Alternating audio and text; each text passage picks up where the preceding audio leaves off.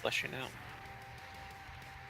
I mean, do you think it's a good idea, or do you think, I'm thinking something that just tells them, set up your headset, set up your microphone, um, check these two rooms out, and if after a few minutes, an officer hasn't pulled you into another room to help you, um, please, this is how to get a hold of an officer. You know, click here, click this, whisper this person, whatever. Kind of puts it on them to continue to keep going and not necessarily think that okay, I'm done, or end up getting stuck in the landing pad sitting there because nobody knows they're there. Maybe they'll take the initiative to message somebody and say, "Hey, man, I'm down here. Could you help me?" I don't know.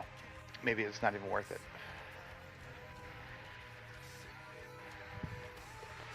Maybe just harass the officers to pay attention to landing pad more. We don't sound like a bunch of broken records doing that, do we?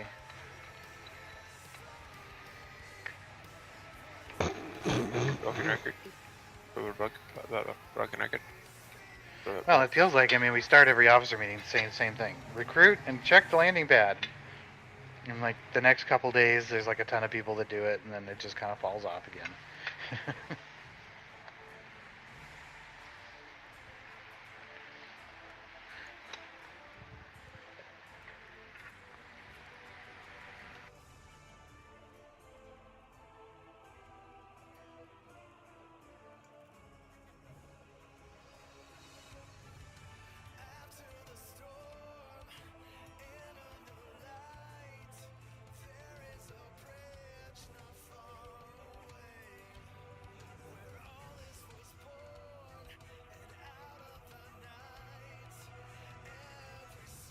Oh, I heard a ding. Thank you, Dingy. Thank you per person for following or whatever. Sorry, I'm away from the computer at the moment.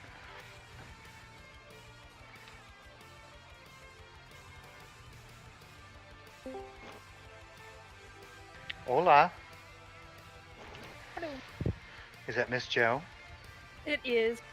Always early to the party. So you're aware we have 5 people coming before the council meeting? Yes. We have Dr. P, we have Yuli, we have Legion, we have Mr. J, and we have Dom. Mr. J is coming back to repeal his ban. You remember who Mr. J is? Oh, I am well aware of who he is. Okay. No, we're not talking about the Joker guy, we're talking about the other one. No, we're talking about the Joker guy. They were both Loki, the guy that we had way before who lives in Texas. Yeah. They were both obsessed with the Joker, and their Discord names were both Mr. J. So okay. that's no, not the one from before. We're talking about the most recent current one, right? Yes. So we're not talking about Enya, we're talking about the other guy. Yeah. And he messaged me in game today because he was still in the guild as an Allegiant. Didn't realize because his tune name's not Mr. J, right? So we talked and he's like, I can't get into Discord. And I'm like, we're trying to figure out why. And then finally it comes through that he's Mr. J. And I said, and he's like, well, let me explain. I said, well, listen, I already know the situation. I've already heard it. I said, I know that Crisis told you that the way to get out of a ban is to come to the council tonight and talk to the council. If you want to do that, come in. I removed the ban, but I labeled him as timeout, so he can get into the waiting room because the waiting room is basically a duplicate of the landing pad, and sit there and wait. And I told him just be in there at 8 o'clock and wait, and we'll get to you as soon as we can. So that's where he stands. And he said, well, I'm going to do my best to make it. And I said, well, I'm letting you know right now that if you don't, you'll be rebanned and removed from the guild, and that we won't be having this conversation again. So this is your one chance to come and stake your case, and you've known about it for 2 weeks now, 3 weeks now. So, So that's kind of where things were, and I didn't get into the nuts and bolts of the conversation with him because he can have it with all of us. I don't really care. Right. You know what I mean? Like I'll give him proper consideration, and if he, and you know, he told me, he's like, well, what do I need to know? And I said, well, come with an apology in your heart and promising never to do something like that again. And I said, I can't see that it wouldn't go pretty smoothly. I said, don't come like that, then, you know, you know what I mean? So, you know, that's kind of just where I left it with him. So we'll see if he shows up. I don't know the guy. I do know that, and he did say to me, he said, it seems like an awful lot for some joke or something that I just made. And I said, I really don't think it was. I said it was that, but I said really what the straw that broke the camel's back, so to speak, was you going into solo chat and joking about it after somebody had told you they were upset about it, and it just kind of seemed like you were, you know, being dismissive of other people's feelings. And I think that that's really what pissed off the GM that ended up banning you, you know. Now, he says, you know, he replied and said, I don't think it was quite like that. I don't think I was, you know, minimizing it. I think I was just talking about it. But, you know, you guys can all parse that out tonight if you want to. What's Shadow, I believe on your overlay, you might want to change the Discord invite link. Oh, is it wrong? You got 7YGKME. Yeah, I created one just for my stream, so I could track to see how many people come in through the stream by the invite link. We had 2 today, by the way. We had 2 people come in and join today just from the stream.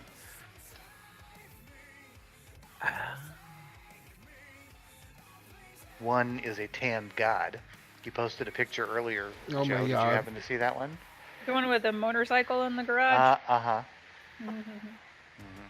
I noticed he's trying to grow out facial hair and it's a little thin. And he has the voice to go along with the face. If he had like a slight, like almost like Transylvanian accent, he might sound like Dracula. He has a JMS level voice. Not quite as deep as JMS, but very smooth, a lot like that. You know what I mean? I'm sorry, I'm a voice whore. What can I say? Well, even though the picture was only from like the shoulders up, I did notice his shoulder looked a little muscular. Yeah. The picture that he has as his profile picture when you see it is a chest picture. Okay. Well, you could probably find where he came in and guild chat and click on his profile picture. Hint, hint. You cut out, so I don't know what you're laughing at. I said you could scroll up in guild chat and find where he came in and click on his picture. Hint, hint.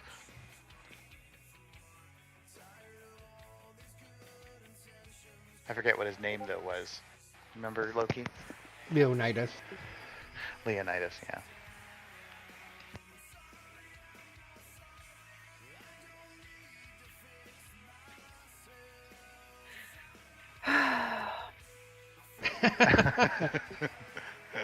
Is that a good huh or a bad huh? It's nice. I do He's miss a my ni- husband though. He's a nice guy. Hello and welcome, new person. Hey, Mikey Mike. It's me, I'm back. Hey, Mike. Mike, I threw a question in GM chat for you earlier about Dr. P. Alrighty. When you mentioned that he's coming before the council. Okay. And I don't mind asking him the question directly, but I'd asked you in the last. I know he's been, lots been going on with him and you and Renobi, obviously. But in the last few months, in general, how? I moved you here because this is the waiting room because we have a new one. Just for this meeting.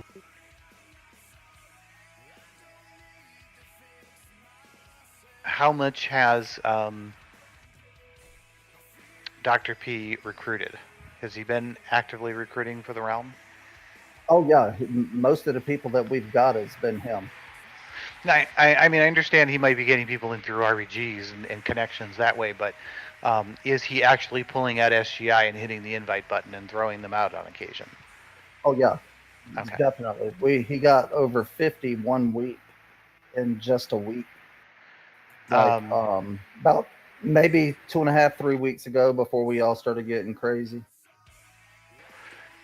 And the other thing is, in general, even prior to things kind of getting crazy, one of the criticisms I have is I see him in Discord running his groups and stuff, but I rarely ever see him, or Renobi for that matter, for being honest, helping in the landing pad. I mean, Renobi dropped in and said hi earlier today when I was hosting a thing in there, which was nice, and I have no problem with that, but actually paying attention to it, dropping in and getting somebody who's sitting there in the wait in the landing pad, I don't really ever see either one of their names in that room. What do you think? What's your opinion on that? What would he say if I asked him? Well, I could push it. You're right, though. I don't see him in there as much, also. But yeah, and I told him that's one of the things when we were preparing for this. I told him that one of the things is he has to step up his landing pad and his recruiting. Just your general presence. You know what I mean? That's really important for a GM to have some type of presence. I mean, you don't have to be the loudest person in the room, which he probably could be if he wanted to, but just a general presence in the landing pad in general, and hanging out in solo chat here and there, and making yourself available, and just that general kind of this is your party, you're the host, so don't hide in the bedroom type of feel. Yeah. And I agree. Yep, and I've been over all this, That's why it would definitely be a training, the temporary thing, how you do 2 months, and it would be a definite. And if I don't see what's supposed to be there, I won't have any problems taking the tag away at all. I just need help at this point, and he's given me the most help, and I think he'll be the best beneficial for it. Right. Yeah, I was a little surprised that he didn't reach out to at least. I don't know if he reached out to any other GMs, but I know he didn't reach out to me. Well, did Mike suggest that he reach out? I have no idea. No, I did not tell him to do that. Okay. Did you have the conversation like, hey, if I end up stepping down, you're the next in line kind of thing? Yep. Does he understand that coming in? Okay. Yep, definitely. And the thick skin conversation? I told him. I said, you're going to be under the damn firing squad, buddy. So if you can't handle it, let me know now. Well, I mean, I think the current council is much friendlier now than it has been in the past. Yeah. So. Oh yeah. But yeah. But it's smaller, and the people that are in it are doing what they know they need to do. It's not like we have to get on each other. You know what I'm saying? Yeah. So that makes it nice when people are just kind of doing what they know needs to be done, and nobody has to really fuss with them. And if we do, nobody gets upset about it. You know what I mean? Exactly. It's like, okay, you're right, I forgot. Let me do it. Yep, exactly. I've even been in that situation, stuff like that. The time I changed my ranks, not really knowing I shouldn't change my ranks. I was like, oh, no problem. Let me fix it.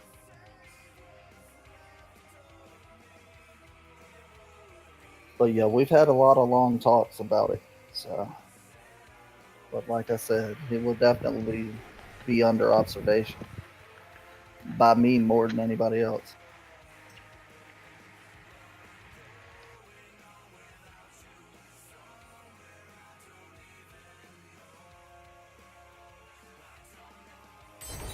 With my co-GMs, I don't know if Yuli's listening to this, Yuli, turn it off. I slowly start piling things on them, and then make sure that everything that I do in some way has been exposed to them, and they at least know how to do it, even if they can't do it, per se. And then I pull off things that I feel like, I keep on the things that I feel like they're doing really well, and I pull off the things I don't feel like they're doing so great at, and either just take it back for myself or work with them to find some cooperation. So, and that's kind of approach I take over months. You know what I mean? I don't just inundate them with everything at one time, but I start bringing them into it. And with Legion, I'm going to start bringing him into into everything that I do every day and get him doing it daily or every other day or whatever he wants to agree to do it. But you know, some of the stuff that we do, especially like Loki and I, keeping track of the numbers, and I'm tracking for Moonguard and Whisperwind. You know, if you can do it every other day or every third day, but it makes it so much easier to just take 5-10 minutes a day and do it every day. You know, because Yeah. if you wait 3 days, and it's not going to take you 30 minutes. It's probably going to take you like 45. So so you just end up saving time over time by doing it every day. Yeah.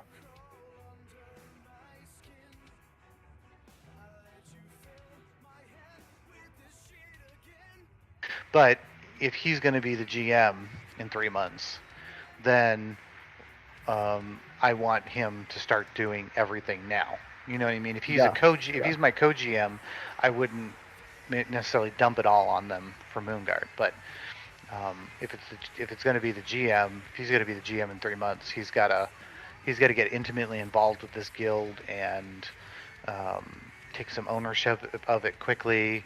You know, make sure he's recruiting, make sure he's pushing his other officers to recruit, because he's got himself and two other people that are doing fairly well or better. He's definitely the best one. But then we've got a couple that aren't doing anything or very little. So either working with them or which will be our motto for next week. I've got to talk to a couple officers and say, listen, 2 new recruits in a month, that's not pulling out SGI. That's somebody asking you for an invite on their alt. Yeah. That's all you did all month long. You never pulled that SGI out. You never pushed a button. I know you didn't. So, we need help. The numbers are going in the wrong direction. That's we got exactly where I'm at. We got to at least stop the bleeding first and find some middle ground. And Whisperwind just has so many people that are allied and initiate. And as of October 1st next week, I'm working on it all week. It's taking me forever to go through this roster. But I'm putting everybody from allied back down to initiate. I'm going to put in the date of whatever day I do that, like October 1st, and give them all another month. And then, of course, people coming in, they get their time. And that's it. That's the end of them. You know what I mean? So either the Purge will get them, they'll come into Discord, or the other Purge will get them. And that'll probably end up over the course of the next 5 weeks between this next officer meeting and the one after that. I bet you we'll probably be down somewhere around where Moonguard is, maybe a little higher, 400 to 500 possibly, but they're already at 720. And wow. I'm just kicking out between 10 to 30 a day on that realm on average. And they're not putting in that. They might be putting in 10 a day, maybe some days, but not consistently every day. Yeah. Kelowna and Crisis filled up that guild, and it may have just been Kelowna, it may have been the 2 of them. I can't say for sure, so I just give them both the credit. But and Legion was one of their top recruiters. But basically, those 3 of them filled that guild up from 400 when Kelowna took it to 1,000 when he gave it to me. You know what I mean? But I think 400 and 1,000 members are just 2 very different things. Mm-hmm. You're right. It demands a lot more time of people, and that's why it's really important. But if you've got 1,000 members and you're keeping it full, you should, especially now with the whole Discord requirement, that should also kind of help us get officers, because people who come into Discord are more apt to become an well. I mean, they're if you don't come into Discord, you're not going to apply to be an officer. Yeah. Because you don't know anything about it. So that hopefully in the long run should, improve things. Because even though Whisperwind's losing people, we're gaining people in Discord pretty consistently. Only a few a day, on average. But so the overall numbers shrinking, but the number of people that are registered in Discord's consistently going up for the most part. So, at some point it levels off, right? You know what I mean? Yeah. At whatever point that is. And Moonguard's been somewhere around 300 to 350 now for a few months, and we just kind of bounce in that 350, because every once in a while we'll get a few officers, we'll get a surge in recruiting, and then it kind of dies down, and your purge kind of kicks out. But when you only got a few hundred members, it's not like you're kicking 30 a day. You're only, there's been on Moonguard, there's been 3 to 5 days in a row where I didn't kick anybody. Like nobody even reached the 30-day mark. Yeah. So I think I've got maybe 30 characters on the entire guild that aren't Allegiant at this point, that are Initiate. So, and most of them are coming in. But Whisperwind's having a much higher success rate at getting people in. They're getting like I want to say like an 80% success rate at getting new recruits into Discord, whereas Moonguard's like at 55%. Oh wow, that's pretty So, good. Yeah. So the majority of the people that they're getting to come into the guild are coming into Discord, and now also keep in mind that that's, I say that, but that could be wrong, because we're having a lot of people come forward with alts and say, oh, hey, I got my main labeled, but I never got my the 6 alts labeled. You know what I mean? So we are finding a lot of that. So that may inflate the number of people that get promoted to Allegiant. So maybe that number's high. Maybe it's a little bit more like 60 or 70%, but still, that's pretty good.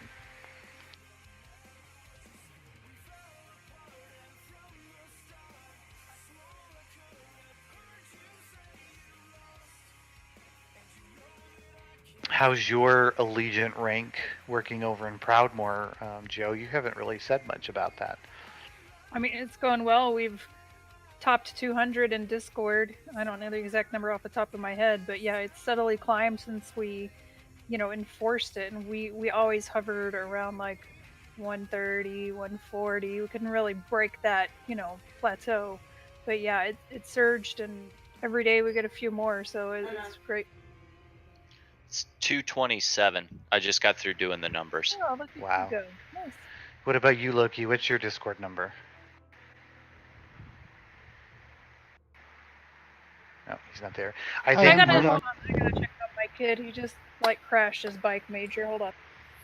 Either yesterday or today, Moonguard and Whisperwind are actually exactly the same at 147 each. We're at 280. 280. So you're the size of Whisperwind and Moonguard, almost. We broke 50% compliance. Nice. And and keep in mind, guys, that the compliance number, or the Discord to account ratio, is actually low, because it doesn't take into account that there are duplicate accounts throughout the guild. Like Loki has characters on 4 realms, so we're still counting him as 4 accounts, even though he's technically 1. So he's getting credit for 3 more than he technically should. So if you're at 50%, you're probably really more like at 55 or 60%.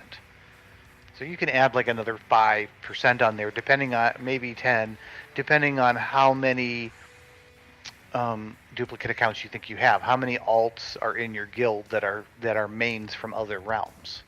Moonguard has quite a few, so we would be a higher percentage, but we're also a smaller guild. If we had 1,000 characters, that number would be lower. On average. So there is a little bit of that to play with. That's not factored into it. I factor it in my realm specific recruiting numbers, because I can figure that out. I could just say, okay, there's 30 people on my thing that's not Allegiant. So if I take off, say, 30 from 200 accounts, that'd be 170 accounts, and I have 150 people registered in Discord, so that's 20 accounts that are duplicates that are probably being counted as another home realm. But you can only really kind of do that once you get the vast majority of your members into the Allegiant rank. Otherwise, you're counting everybody that's in the Allied rank and the Initiate rank, and and the bigger the number, the better chances that there's somebody else's alt and they're not another account. So the number kind of starts getting watered down until you can get the number of initiates down to a small manageable number, let's say 50 or under. That's where you can really kind of start seeing the true number of how many unique accounts are in your guild.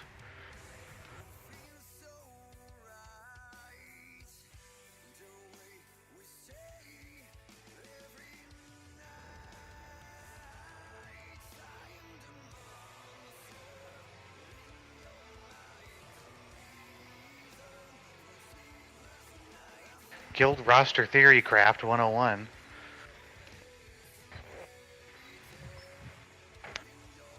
I'm updating Emerald Dream right now. Updating Emerald Dream. Oh, do we have to talk about Emerald Dream? The future of Emerald Dream. Loki takes it forever. I Right? don't All even know hail what you're talking Loki. about. All hail Loki. He's the king, man. Gunpowder's completed landing pad.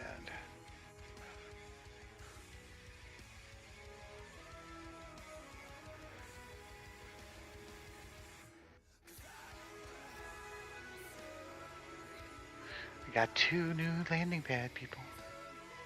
Did I get to promote? 31 people in Discord with a compliance rate of 20. You're so special. What am I doing?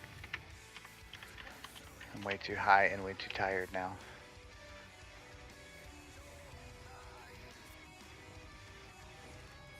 I lived and breathed World of Warcraft today between what we did today earlier, and then I spent a very good part of the day helping my roommate figure out the basics of World of Warcraft. I felt like I was a teacher.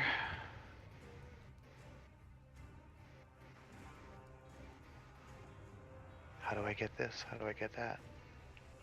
Uh-oh. Maybe he's a Whisperwind.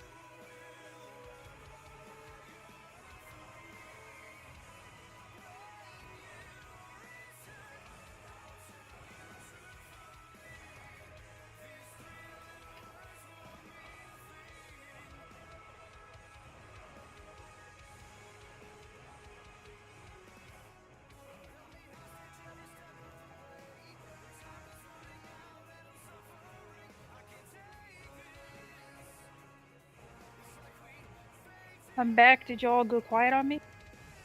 Sort of, yes. Yeah. Trying to find people and get them promoted.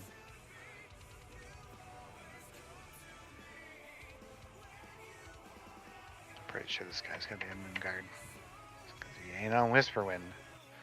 Oh, that's so annoying, isn't it, Joe? Back and forth and back and forth. Yep. Joe loves it though. Just No, when you- that's why I Oh, put fuck. Goose first, so they would message him first. I'm still getting a lot of messages for Store Raid. People just don't care who's hers. Maybe they message both of you. There's that You too. know. Yeah. Well, and another thing that is help is I've told my officers if they happen to do the landing pad for any of our people that they can go ahead and promote them. So then they don't even have to message me or Goose. Well, I told my officers that, and some of them are and some of them aren't. So I'm gonna, like, you know, I don't know. Do people say? I always tell my officers if you're the home realm officer, Yeah. just label them and promote them. You don't have to have them message anybody. But is that not the Is that not the standard? Am I feeling like that's not the standard, or am I miss something? Well, I know during training it's not. Well, at least when I do training, I don't say it like that because I don't know if all the GMs are okay with it. So maybe that's something we can, do our ever-growing agenda. Right. The one thing I'll say is they do, for Proudmoore, they are promoting them, but then they are still messaging me. So it's almost like I go back and check their work, which is a little annoying sometimes. I mean, yes and no. I mean, I don't know how many you get a day, but I mean, even Whisperwind, when it was really busy, I was getting maybe 10 or 12 a day. I mean, you could sit down and go through the roster and just make sure that they're, and some are, some aren't. You know, some you got to do, some you just see it's done and you just kind of move on, you know. Oh, Foo's here. You gotta start talking about her. Yeah, really. Yeah, it's never been too bad. Yeah, I mean, I guess I would always like people to err on the side of over communicating. You know, 15 minutes into the meeting. because we have a lot of distractions and we can easily miss things. You know, like, I mean, that happened the other day for me. Somebody whispered me and then I didn't promote them, and then they messaged me again, and went back and saw that they messaged me. And I'm like, oh, I'm so sorry, you know, and it just kind of slipped through the cracks because I saw the message initially, but I just didn't do it, you know. So now I close out my chat dialogues with people once the conversation's kind of completed, because if they send me a message in the future, the history will repopulate. It's still there. I can just clear out my direct messages once I know I've taken care of them, and it's kind of like checking them off the list, you know.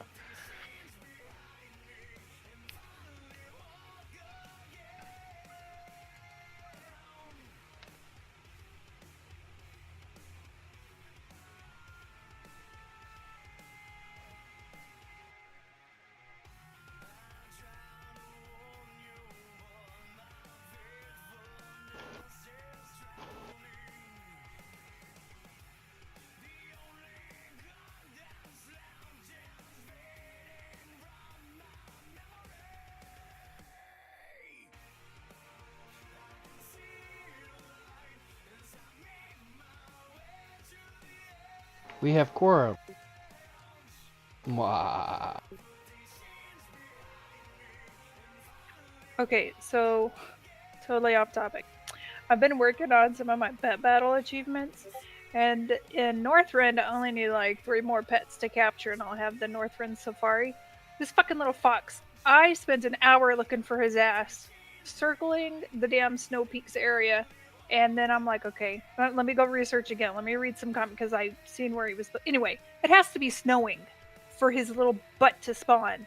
Son of a bitch. And of course, the sky is clear as shit. Anyway. That's some pissed. bullshit. I know, right? Like, if it was like super rare, like, you know, no. I'm probably gonna log on in like, 2 weeks, because I'm gonna park a character over there and just check every day. But it's probably gonna take a few weeks for it to start snowing, and then I'm gonna go find one, and it's probably gonna be like a stupid uncommon or poor quality. Not even like, I don't know. Sorry, I'm just ranting at this point. Wonder if I can get a Mythic Plus in before this meeting.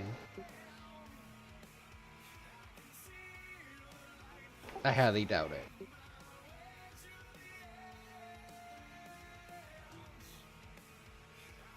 I do highly doubt that.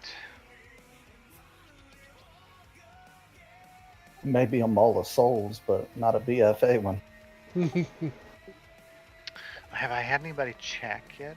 Which zone, Joe? Disciple asked. Meeting's almost over, Disciple? No, it's not even quite started, my friend. The Storm Peaks. No, we are not. It's Nobody's for- late. It's Storm the- Peaks what? The fox. It's shit. I gotta look it up. Hold on. The little fox that only spawns when it's snowing. It's Storm Peaks in Northrend. The Arctic Fox Kit. The little fucker.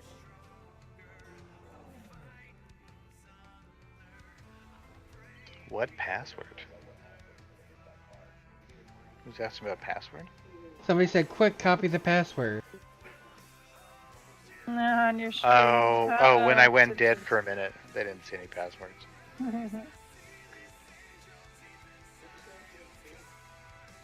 I'll go see if it's snowing on Whisperwind. Okay.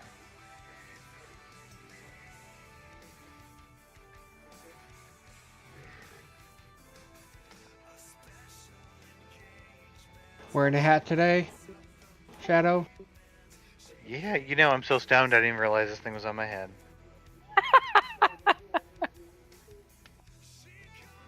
That's pretty stoned.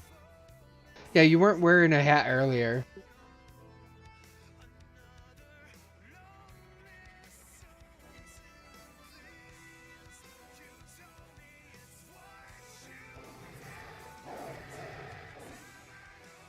Alright, you all sound beautiful. Got my little sound check in. 14 viewers. They're all starting to tune in for the big meeting. Ask us questions. You have about 13 minutes. Oh, do I have my little animation for when we go into executive privilege? I had a little.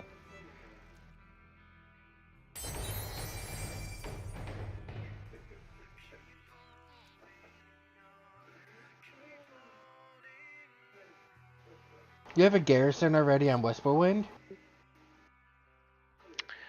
I'm on Dentarg, and Dentarg was the original realm that I started on. Oh, okay. So I have 3 or 4 level 100s, maybe.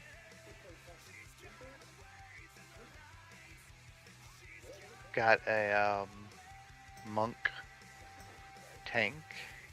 Got a feral druid. And maybe something else I can't remember now. But they're refugees from the mass migration a couple years ago to Moonguard. Where you probably spent like $300? You know, honestly, like all of Paul's characters were created on Moonguard because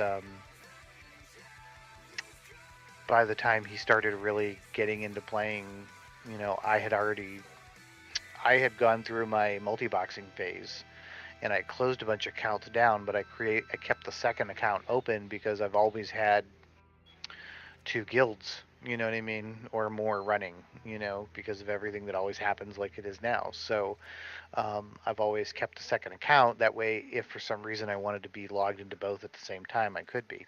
I don't really do that very much anymore, and so Paul just plays that account. And then, of course, you know, I ended up creating a third account now that Todd plays. So Truly from HR. Julie from HR, yes, and he's getting better. He's getting better, and Paul is disappointed in his elemental shaman, so he wants to finish leveling his hunter, and then he wants to get to his demon hunter. So we're gonna try to prioritize. I think his hunter's like at 117 or something. So try to get him to 120 this week and this weekend, and get him into some dungeons, and you know, get him into heroics and get him caught up. So you know, I'd like to start running LFRs, and I know that if I can get them up to 320 where they can get into an LFR, we could do some. I want to do. I mean, next week, whether or not I can get them in or not, regardless, I want to do a guild LFR. I'm just trying to. Maybe I'll look at that on the calendar right now. Trying to figure out like where I would do that. That's why I was hoping to make sure all the like officer trainings and everything was scheduled before I looked at it, but.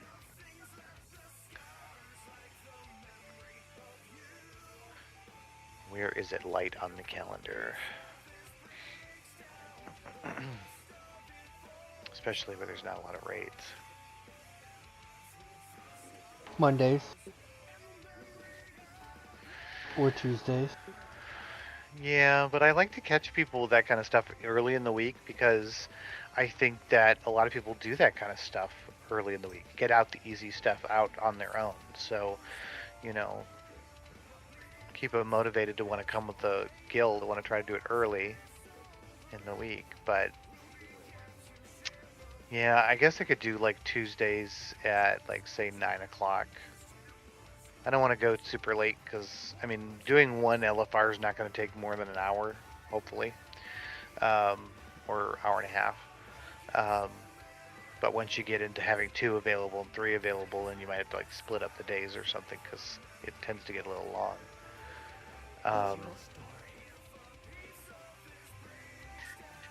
Hello. Sunday. It's Madam Song. Really? Saturday's kind of pitiful too. I mean, there's Amazing Mythics at night, and there's an officer training on the 15th, but just in general. Oh, the Decayed Valor is coming back the 22nd. They're not rating. Wait, what's today's date? Today's 24th. What am I looking at? We raid every Saturday. I'm looking. I'm not even scrolled down looking at the right month.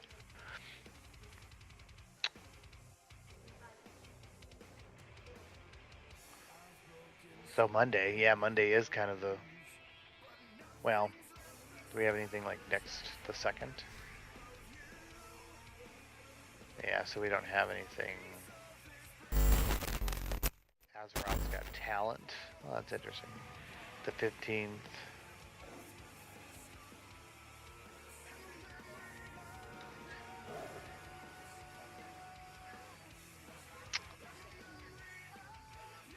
So Brooklyn and Manhattan are going to be going at the same time on Tuesday the 9th, simultaneously? I guess. One of them might be a Mythic Plus. No, one's No. high MMR, one's low MMR. Yeah. They do it last week. They just did one and then the other. It was different nights. Which date's that? Well, they're split up on other dates, so they're together on Tuesday night, and then Wednesday night Manhattan repeats, and then Friday night Brooklyn repeats. Joe, So- Storm Peak's where? In Northern? Yes. Sorry. GM meeting and chill while I soldier my Saint Con badge. Alright. Alrighty, well.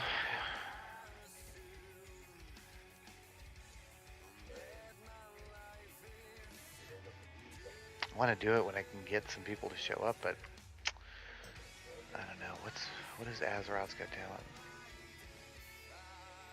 Azeroth's Got Talent. Do you get talent? Can you sing or dance or play an instrument? Do you sign up for part of Azeroth's Got Talent? Our judges will listen to your performance. Next round or shut you down beforehand. Make it to final levels. Oh my goodness. If interested. Mine's got to be done on camera. Oh, nice. That's interesting. I don't want to fuck with that. Everything like hits that 8 or 9 o'clock hour. You know what I mean? The perfect time. Yeah, it really is. I mean, really, you could make an argument that 10 o'clock is a really good time, but not for me. Not to start something, you know? To end, that's the perfect time for me. Right. Here lately, it's 8 or 9 or 3 in the morning. Oh my gosh. Right. And I hate to commit like my Saturday or Sunday afternoons. That's just the worst time for me to commit to stuff, especially family stuff always seems to happen on a Sunday, especially now. I'm just gonna have to keep thinking about it.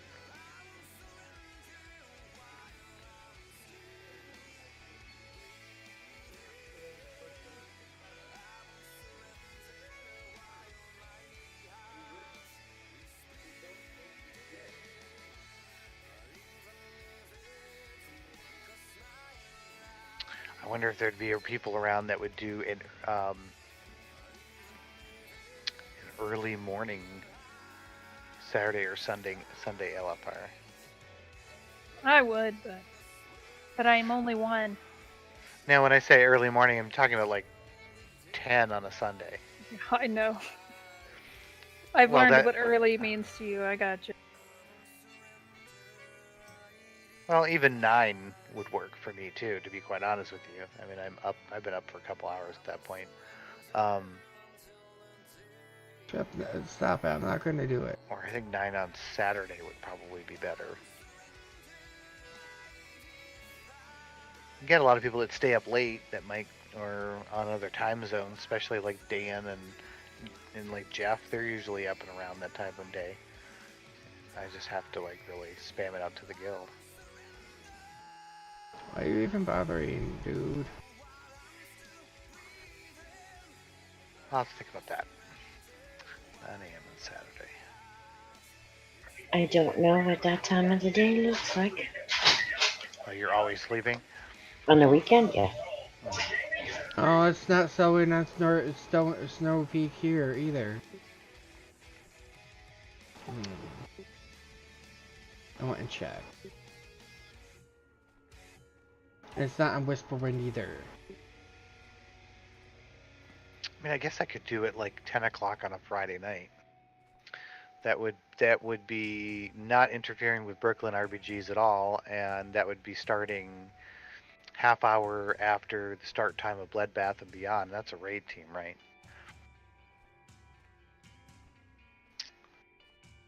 So obviously, people that are going to come to LFR, you know, obviously that's not going to take from the people that are supposed to be at Bloodbath and Beyond. You know what I mean? Just may have less people to go, because some of those people might go otherwise. That's why I really don't want to overlap a raid team. I'd much rather overlap an RBG team, but then a lot of those people might still go too. You know what I mean?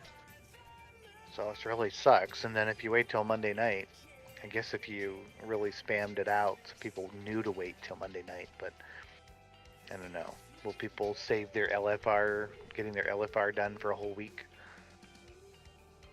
I don't know. I know there will be people that will just run it anyway because they like That's running true. buildies. That's true. That's true. It's not like none of us can't run it more than once, and you know the whole thing is over several weeks. You're gonna, you know, if you're leveling alts, you're gonna have other characters that are gonna need it as well. You know what I mean? True. So maybe Monday night is what I'll do. T minus 1 minute. Paul's usually home on Monday nights too. I'll write that down. So he can, if I can get him to 320. So Erie's sick, and so I Say don't again? know. I said Erie said that he's sick, or he's Yeah, I really know. sick. So, I don't know. Do we still want to look at Erie regardless? Well, why don't we just table it to the next That's meeting? what I'm asking. Yeah, I mean, if he doesn't come, yeah, just table it if he's sick, and I mean, it's not going to make a big deal at the end of the day. Unless who's holding this? Is that yours, Joe? No. Oh, fuck, I hope not. No. Who's holding Airy Peak in place of Airy? Anthea. Anthea. Okay. Well, I guess it'll mean- be up to Anthea when we start. Yeah, that's fine. Okay, well, it's 8 o'clock, and this is apparently my shindig to run this week. So thank you everyone for coming to the GM Council meeting and all that jazz. I'll just start out with I guess the guild event this month is Proudmoore, Joe.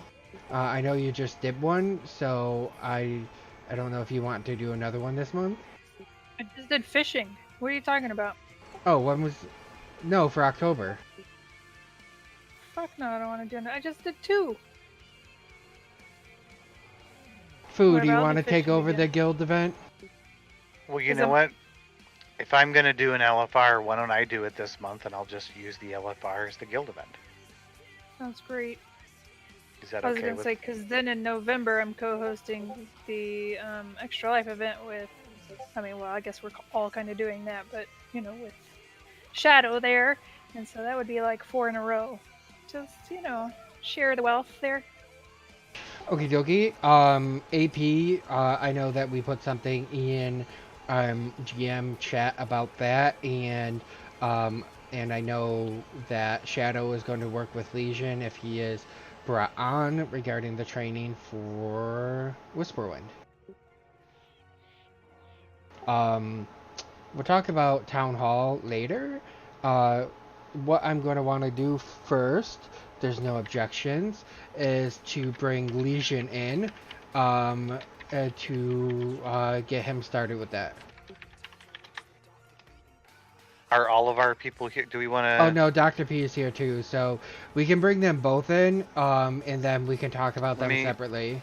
Can you give me a minute to see if I can get Yuli? Sure.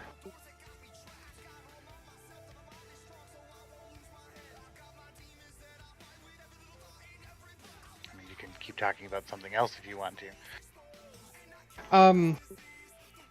Yeah, so we, what I'm going to do is after that, we have another visitor that's here that wants to talk about a separate PvP chat. We have Mr. Dom, so we're going to bring him up.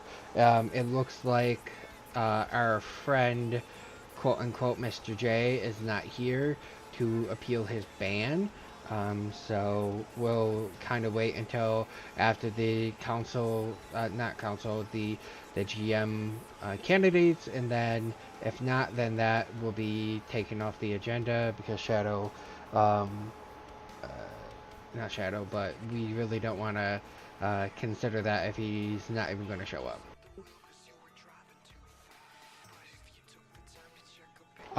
But for Dom's topic, I did put a link in guild in GM chat.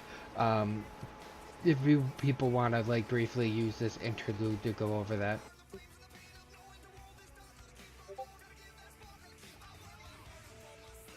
Well, just go ahead and move forward. If she appears, I will grab her and pull her in. Okay. Oh, she says yes, so she's coming. Go ahead and grab them and get them started if you want. Hello, Dr. P and Legion. Hello. Are you both here? I'm here. Okay, so we are going to get started with your interviews. We will be having someone else come in, so we'll break in and try to get to ask everyone the same questions.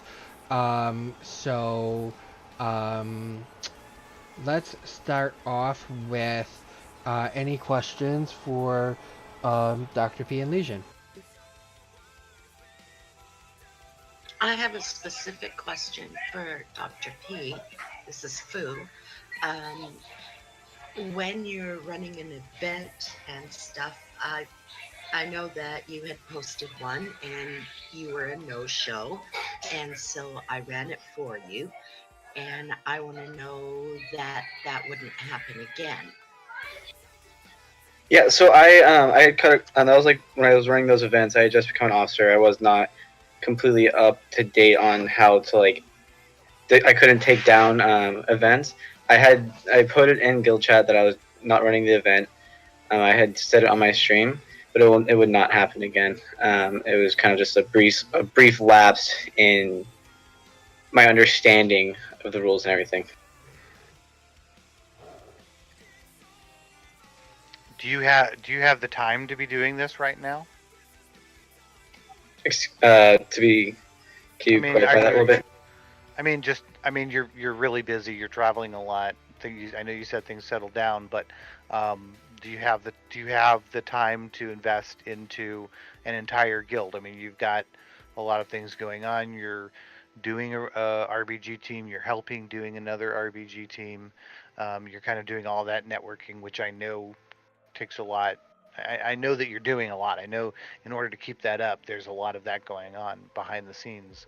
Are you ready to take on additional stuff and think really out of the box? Because now every member is your member, Raider, RBGer, PvPer, RPer, Masturbator. You know what I mean? Like you've got to give everybody that equal attention, no matter what their interests are or what you care about their interests are. You know what I mean? Yeah, I get what you're saying. Frankly, even before wanting to become a co, I had always thought of every member as my member. I mean, this community is a family, it's really more like, I mean, we call it like mature content like community, but it is more than a community. And I like to be there for everyone and anyone that's ever asked me for help, whether they are an RPGer, PvPer, role player, erotic role player, whatever their interest in the game is. I like to try and connect with them on their interest and help them out as best I can. And I only run the one RPG.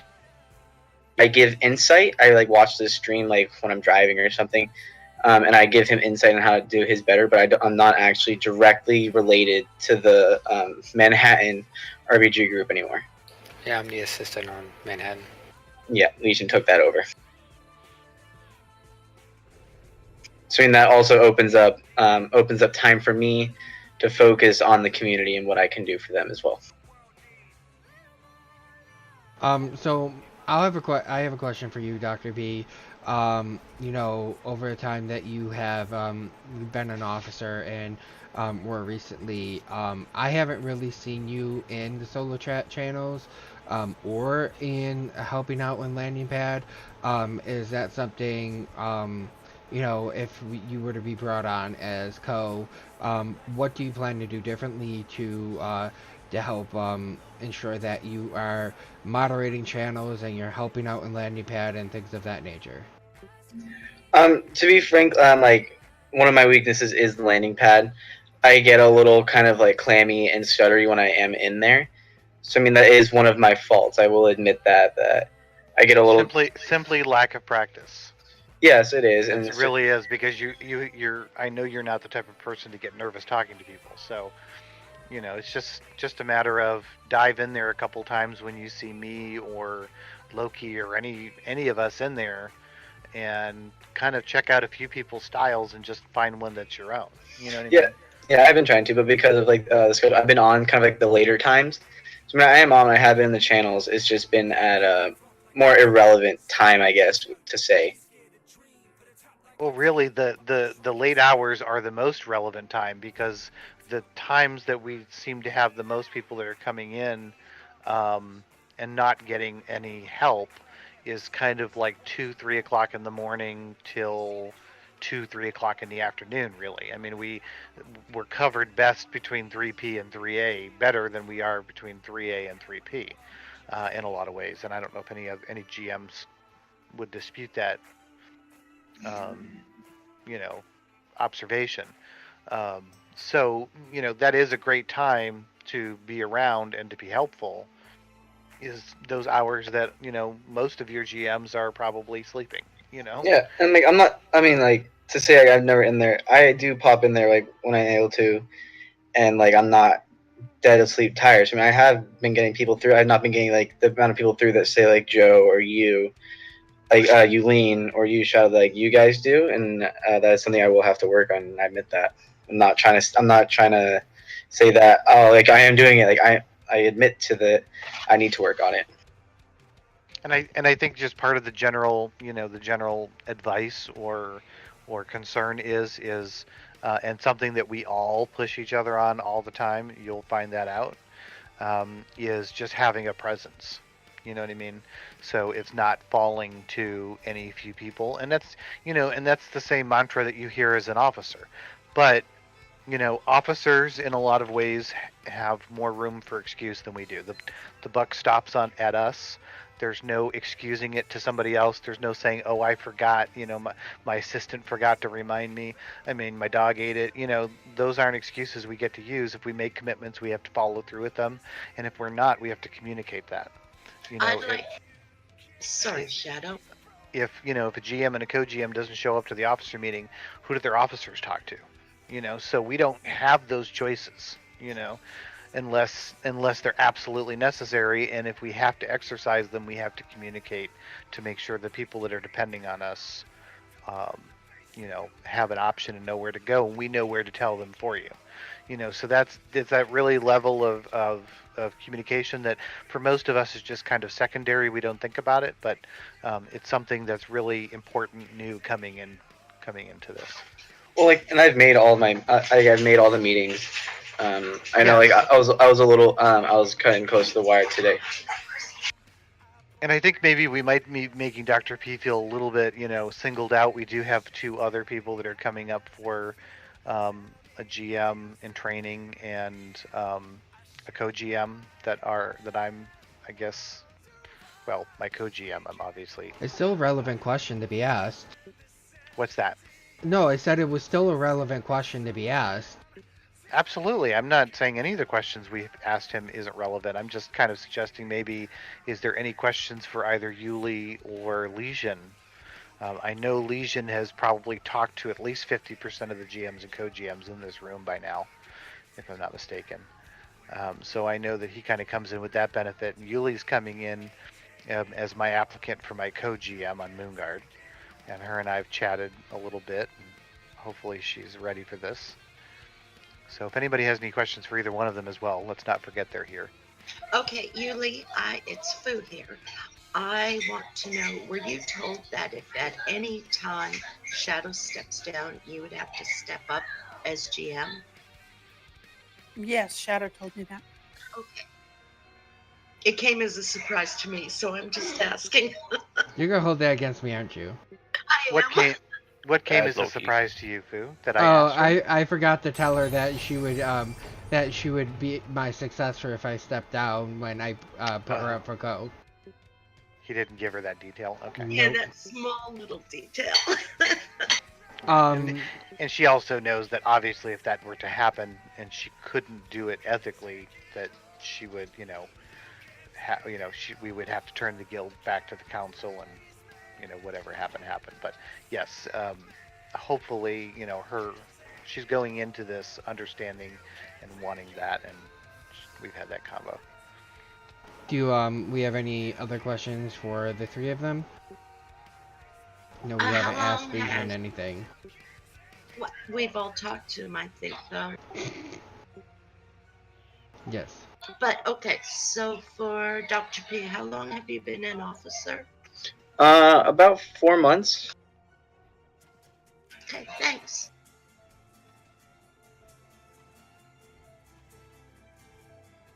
Do you have any bank training? I've actually been in charge of it as of late, since Eddie had gone over. Okay.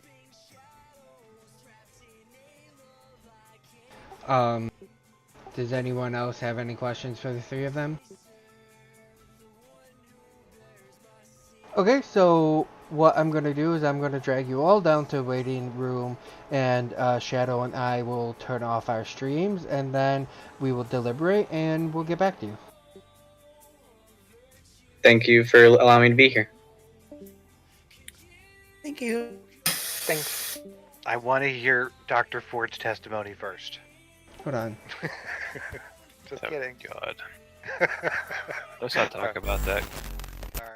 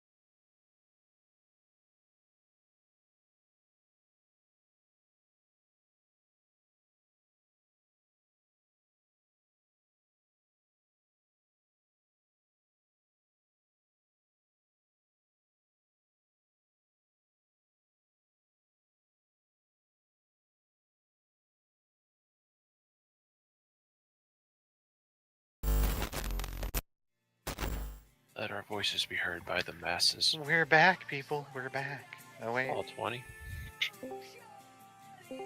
So I'm sorry to inform you. I'm just kidding. Dr. P and Yuli, you have been both approved as co-GMs, and Legion, you have been approved as a probationary GM with a 3-month probationary period. Thank you. Thanks, guys. Appreciate it. Congratulations, everyone. Now the work begins. I would say now buckle up, buttercups. You're probably gonna wish you didn't do this stuff. So I was just telling Dr. P, I will add you to a group chat that I have with Yuli and Legion, and the other GMs and I will all figure out a time to get together with you and do a little bit of paperwork training, give you access to everything you need and all that kind of thing. Hopefully within the not too distant future. So I'll work with the 3 of you to get that on the calendar for the 4 of us, and then any GM that can come by will. And that doesn't preclude anything that you're going to go through with your individual GMs. It's just something to get everybody helped out and on the same page. Coolio? Okie dokie. So, Anthea, do we want to table Erie until next meeting, or do you want to address him in his absence?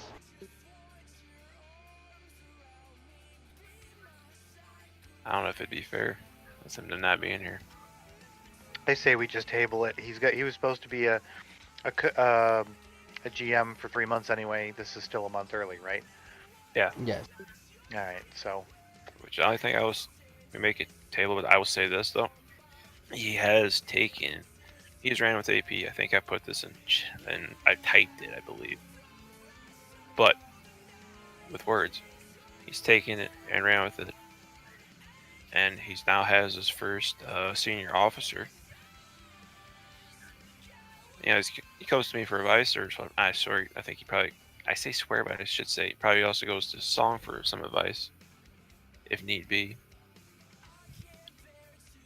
And the rest would have to be him. But I personally think he's ready. But we're still tabling this. I'm just putting my opinion out there. we're just punishing him for getting sick because we're cruel. So we do have one other visitor. It looks like Mr. J has decided that he's not going to come to this meeting. So, he was coming to repeal a ban, and he was given the opportunity to come to this meeting to repeal the ban that he has in Discord, and he is not here. He went through quite the trouble to get back in here so he could do it, but whatever. I think I would say maybe some real life stuff happened for him. That's all I'm saying. We're still working with what we got, but playing that double advocate. Right. Moving on. So the next item of topic we have is we have Mr. Dom, Mr. Amishverby, that wants to talk about adding a PvP chat channel. So I will bring him up. Dom. Hello. So everyone knows why you're here for the PvP hashtag channel. So I've given them the opportunity to look at your document. So I want to give you the chance to kind of sell yourself. Sweet. Well, to everybody that I haven't met yet, I'm Dom. I do PvP stuff. And basically the thing that I'm putting forward to you guys today is that I think our guild would benefit from having a PvP chat text channel, an open channel that is not something specific to anything, just the entire guild can see it, the entire guild can participate. If you have any questions, feel free to present them now. Loki, did you have a chance? You said you shared the document with everybody, right? I did. So then, my one question for all of you is, in regards to presenting a document like this, do you think it's necessary, or is this something that the council would like to move forward on its own, or do you think it should be presented to the entire guild with a petition type of context? The idea of the channel is to bring the community together around PvP without those kinds of conversations getting lost to the variety of conversations that happen in guild chat. And in regards to the looking for group channel, I don't think that's an effective way to recruit for PvP because in terms of a percentage of the WoW player base, PvP tends to be smaller, which means that if you're trying to find something specific or what have you, it's just going to get kind of lost into that stream. Well, I could definitely agree with your argument when it comes to hashtag guild chat, but I pay attention to hashtag looking for group, and I can tell you that that channel does not get inundated with requests to do anything. I can look at it right now and I can see the last 7 hours without even having to scroll up. So, and that's including a bot post in the middle of all of that. So to make an argument that this channel is too busy for people who want a PvP to put requests in there to find other PvP people to PvP with, I just can't agree. I mean, even on a busy day, it's not that busy because people actually do what we ask them to do and not post shit in there unless they're looking to group up or looking to respond to it. So I guess my question is are people saying kind of like, I see the system that you have set up, but I just don't like it. I just don't like it. I just don't like it. Give me something else that's special for me. Or are they trying to use it and not being successful, or are they just not using it at all? So for me, I feel, you want to have a chat room that is specific to PvP. And we have a hashtag channel that is specific to PvP. We can give you access to post information in there. It is forum style, so nobody's going to respond to you. Or we can post it for you if you send a link or information to me to post the way you want it. Me or Loki or any other GM in here, we'll put it into that channel for you, no problem. Copy paste. So what is the benefit of PvP chat? Just to say we're special, we're different? Because then are we going to want raid chat and RP chat? And so we're trying to a certain degree, yes, there's different subheaders and factions within any guild that is large enough that can support multiple focuses. But we don't want to separate them out any more than absolutely necessary, because then you just get more clicks, and people get more insulated from the rest of the community. And people need to remember, that there's people here that want to do other things other than you want to do. So I've listened to you and I've talked to you and I've thought about it a lot, and I'm just not quite sure when it comes down to the arguments that you make, why, if we don't get people to use the resource that they have, which is looking for group, that's the most important thing we can do for people, is get you connected to group up. If people are doing that, they should be making connections and making those natural, those natural communities within the community should be growing. But I always feel like there's a certain degree of the PvPers that always come back to us and say, we just can't do it with the way you're doing it. Like everybody else does, but we just don't like it. It's too inconvenient for us. We don't want to scroll through text. It's always these really simple little things that just are silly to me as somebody who scrolls through every line of text of hashtag guild chat every single day. When you come open up the program, it leaves you off where you were the last time. Scroll down to the bottom, skim what other people said, and throw out what doesn't apply to you. You know what I mean? So I'm going to say that we already have a hashtag raid chat. We have a hashtag RBG channel. Which are both limited to the people who have the tag and aren't general and public. Oh, Right. so this hashtag PvP chat wouldn't be limited to just PvP players. And is that- anybody in the server would be able to see it, just like hashtag guild chat. It would just be a topical channel like LFG is. LFG is a topical channel, right? Right. Okay. Raid chat is topical, but you can only get access if you're a regular raider on a raid team. RBG chat's the same way. Pugs don't get access to those channels. People within the guild that aren't regulars on the raid team that just pug themselves in once a week don't necessarily get access to the raid to the raid chat channel. So outside, if you're not a raider or if you're not a RBGer, the only channel you have to chat in is guild chat or looking for group. And I Correct think me that's if the problem for some people. I'm sorry, Goose. Oh, it's okay, Shadow. I didn't mean to cut you off. I was just going to say, correct me if I'm wrong, but didn't we used to have a PvP chat?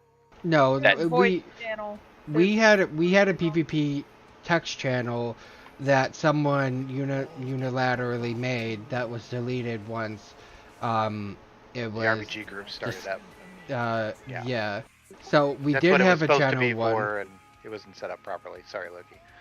So there was a general one, as Shadow said, it wasn't set up properly, and when it was set up properly, it was recently renamed the RBG chat, because it's the RBG members that will be getting a persistent tag. Well, couldn't we do it on a trial basis then, like for 2 months, see if it's actually being used? Well, I mean, honestly, from my experience from it we've had it for 2 or 3 months, was that it essentially several things happened. One, it was another LFG channel, basically. So the PvPers weren't using LFG; they were just using that channel. And two, it was another casual chat channel. Like, hey man, how's it going? Good. How are you? What you up doing, buddy? It really wasn't an informational. Like, hey, I just saw this new article and I wanted to share it with you. There were people who did that, including Dom, and I do know that he did that quite often, and I appreciate that. But I think that really kind of maybe this issue could really just be kind of resolved by giving Dom the ability to post in PvP News channel. Because, I mean, he does like to post a lot of informational and helpful information to the guild. He does post it in guild chat, but he is right. It does get scrolled up a lot. But, that's what's going to happen. The more people have access to a channel, the more shit that's going to scroll up into it. You know what I mean? So it's always hard to prioritize that information to make sure the maximum eyes see it. I post something in guild chat that I want everybody to see, and then somebody posts 27 pictures of their dog, and my shit's all the way up there, and I'm like, God damn it. I at least wanted 100 people to see this before it got scrolled up. You know what I mean? So, I don't know. I don't know what the answer is. I'd be okay with giving him access. Well, Dom, like, what is your primary, intention for this chat? Is it more of an LFG channel, or do you actually think the members are going to give you, a tit-for-tat type of information sharing specific to PvP? I think the intention I look at for the channel is connecting with players that PvP is their primary focus in the game, as well as connecting to people where it's more of a casual thing. That way they have a place to look, you know what I mean? It would be a useful way for players that aren't an RBG player to team up in a way. You could say something like, hey, I'm looking for this specific type of composition for Arena, or I'm looking to practice with this class in Battlegrounds, things like that. But kind of the question you have about, is it speaking to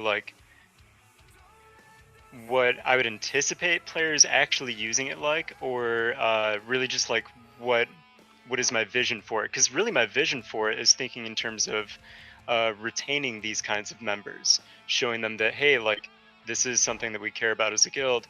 And I think that we're hitting on some fronts with that in regards to RPGs, but generally speaking, for community building around PvP, That's a difficult thing to do because PvPers, like, they want to be treated kind of special. As do raiders. Yeah, I As guess do so. our peers. Right. As to GMs, god damn it. No, I'm just kidding. Nice. I am Yeah, special. the question that Shadow kind of raised about, you know, will it actually be used like an LFG channel, and then pointing out kind of the LFG really isn't as crowded as I thought it was. That's an interesting one. In terms of discussion, yeah, I guess giving me access to PvP news would kind of bring about a way for me to introduce things to people, but in a way, putting the onus on one person for that seems like, I mean, I'm totally down to step up to that role in a way, but also I'm not the only one with eyes on this. I asked you when you and I talked about it. I mean, do you feel like? I mean, well, let me put it this way, Dr. P. What do you think? Because you're a PvPer, having that type of resource, and what do you think? You don't need to poll them necessarily, but what do you think? Like, say, Renobi, who's another PvP leader, think about that? Just or or any of the other PvP. I'm just saying in general. Like, do you feel like this is necessary or a good step to try to bring the PvPers more together in some way? Yeah, I do. I mean, if you kind of think about PvPers are kind of like, they're kind of lone wolves to a point, and they only come together to attack. So I mean, I don't think they're going to be looking like if we do have a lot of serious PvPers in the guild, they're not going to be looking at the guild chat all the time. And I feel like the same might be for like raid teams. Like, if we give them an area to where it's easier for them to see the information, it might be taken a little more seriously, and I think we might have better participation because of it. I just think I think that I think that the conversation went like this. Somebody says, I put it in looking for group all the time to do random battlegrounds and nobody ever responds to me. We need a special channel where everybody will pay attention. Well, I mean, yes, we need a channel where everybody will pay attention. We need them to pay attention to the channel that we have that they're supposed to be paying attention to, not another channel that they need to pay attention to on top of the other X number of channels that they're supposed to pay attention Yeah, to. like coming from like, sorry to interrupt, like coming from like my kind of like the way I would think about like it, like LFG channel is kind of like, or like LFG or like guild chat channels, like it's like something you kind of skim through. But like if there's like a PvP channel, I feel like it would appeal to like PvP players because like, oh, that's something I like. I'm going to maybe read into it a bit more because you can't expect everyone to give full participation into both like of those chats to kind of like look for exactly what they want. Can I just throw out an idea? I don't know if anybody's gonna like this, but what about a hybrid to the idea? Rather than just a chat channel that's PvP related, what if we give Dom access to PvP news if we want to give him the ability to post upcoming news and stuff, and we have a LFG PvE and LFG PvP and just kind of split it out, where maybe one is focused on anything PvE related and one's PvP related. That doesn't address the PvP centric chat that is being looked for in a PvP chat channel because it's being. But here's the problem: we're a voice chat community, guys. Get in. I mean, every single night, solo chat A is the only room with people in it. Occasionally, some nights B and C do see people. But I mean, most people are complaining, about it. You could like literally get in a room and talk to these folks about it. Well, yes, we are a voice-centric community. There is something to be said about persistent text, and the argument that I've made again and again when we've talked about these type of things, and you've ended up agreeing with me, Shadow, is there are times where having a persistent text-based channel is important because just like we want people to know about stuff in guild chat, PvPers would want people to be able to go back and see, oh, well, they were talking about builds for, how warriors can be. Wouldn't you want to be able to see that instead of just having a voice conversation that not everyone was a part of? Because we argue about the same thing in GM chat about GM business, is that, oh, somebody had a voice conversation, but not everyone could have been there. Can I just throw out an idea? I don't know if anybody's gonna like this, but what about a hybrid to the idea? Rather than just a chat channel that's PvP related, what if we give Dom access to PvP news if we want to give him the ability to post upcoming news and stuff, and we have a LFG PvE and LFG PvP and just kind of split it out, where maybe one is focused on anything PvE related and one's PvP related. Well, yes, we are a voice-centric community. There is something to be said about persistent text, and the argument that I've made again and again when we've talked about these type of things, and you've ended up agreeing with me, Shadow, is there are times where having a persistent text-based channel is important because just like we want people to know about stuff in guild chat, So, I've heard a few different interesting points here, and I want to cycle back around to when Joe, you asked about the intention of the channel. Was that answer like clear enough? Was there anything that like kind of that drew out for you? I'm kind of curious with where you were kind of thinking about going after that question, or what it did in terms of setting up the conversation. Well, when you presented it, I don't think you got your intent across, and so that's why I asked that, to really understand what your intent for the channel was. And as we continue to talk about it, I kind of picture, I guess, so sort of like the Blizzard forums where, you know, somebody's like, hey, what's some add-ons I can use? How do I find the healers? Like, not necessarily for absolute beginners, although the beginners could definitely benefit from that channel, but also to help, you know, just progressing PvPers get a little bit better and a little bit better. I mean, I wouldn't want it to turn into just solely another LFG channel just for PvPers, because I think it would just die away.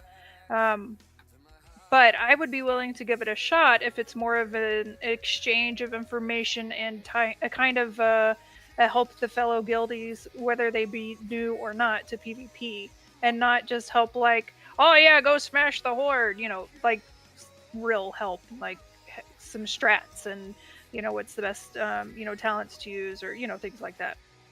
Yeah, I think that's a pretty clear picture in terms of the community building potential of that kind of channel. The kind of the follow-up question to that is that something better done in the PvP news text channel or in an open channel environment? Well, if you want people to be exchange ideas and exchange comments on it, then the PvP news channel wouldn't really be the best option, because while all PvP leaders in there, not all of our most active PvPers are PvP leaders. Well, that's another problem. I mean, But well, for another day. yeah. We wouldn't be having this conversation if you're just a fucking officer already. No, I'm sorry, Oh my go god, I love it. So then I guess the follow-up thing, kind of where I'd be happy to leave off with is, should I turn this into an actual petition? Or I guess what direction would the council prefer me to go with this? I'd like to propose, even though I was not necessarily your backer, I would like to propose that we vote on a trial basis until the next council meeting, or maybe even till the officer meeting. So that'd be a week. See how it goes, and then we can address it again as the council. I don't think we need a petition. I was going to say, I would love to see Loki. I would love to just like end this right now and say, hey, Loki, put together a poll for the members through Discord and Facebook, and have you know where they can only vote once. And let's say if we get 100 people to vote, say, yeah, we need a PvP chat, give it to them. I mean, that's not even 10% of the Discord server, not to mention Facebook. And sign it at the officer meeting. Just, I mean, I would get it out now and just say, if we reach 100, we'll create it. Period. You know, that day, that second, whatever. Interesting. And the timeline is what? From now to when? To the officer meeting? No, let's say the next officer. I mean, no timeline. If you get 100 people that want it, we'll give it to you. I mean, look, you have to make sure that it's, you know, unique. Or maybe, Joe, you can set it up through your Survey Monkey or whatever you do. I mean, you can set Google up to be unique. I mean, we have had poor response rate on the officer one, who are more apt to actually read things. We're putting more confidence. Only 70 officers. Yes, and we only got 14 responses. Or so. Well, I mean, I'm just, you know, okay, 50 votes. I mean, that's 5%. I mean, we're going to give a channel. We want to know at least 5% of the members want that channel. It's worth creating it. At least 5% are going to pay attention to it. I think it's a valid request. You know, would you use and pay attention to a channel called PvP Chat? You know, I'm open to that approach because doing it on a trial basis with the potential of, you know, there really isn't that many people using it and then we get rid of it, kind of looks bad. You know, like it's kind of wishy-washy in a way. I mean, of course, we try it out and then it's successful. Great. So in a way of like doing a player poll and just kind of, once we hit a certain benchmark, we'll implement this chat. Cool. In regards to access to PvP news, I'm open to doing that both ways in regards to the, even if we get the text channel going, I can still post the PvP news. That's cool because, I mean, there's like new stuff coming out about 2-3 times a week, and it's hard to stay on top of, but I'm open to keeping. If anybody knows a bot that'll auto post stuff like the patch bot does, I could put something like that in there too. I haven't seen one that's like WoW PvP specific.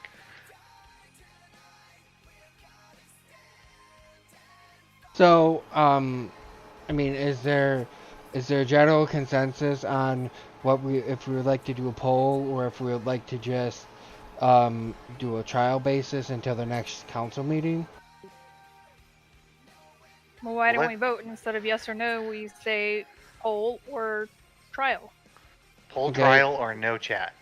There you go. Darksphere?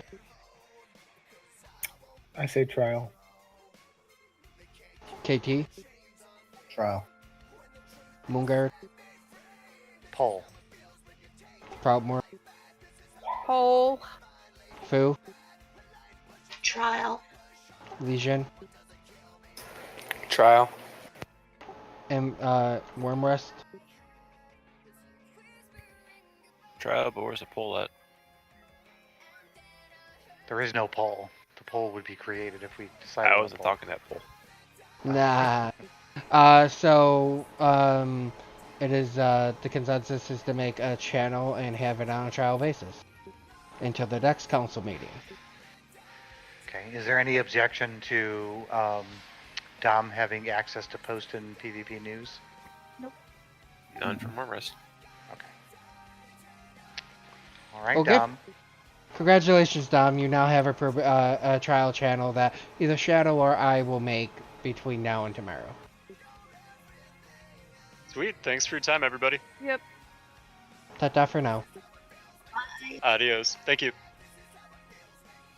Have fun. Now, no one could say that the council has never heard a petitioner, and done something. Motherfucker. Now can we fucking party? No, I'm just kidding. So it's halfway through. Does anyone want No to Mr. take... J, right? No, Mr. J, he's not here. God. Does anyone need to take a quick bio, or do we want to keep going? I have a wireless headset. I don't care. Okay. So let's talk about the future of Emerald Dream.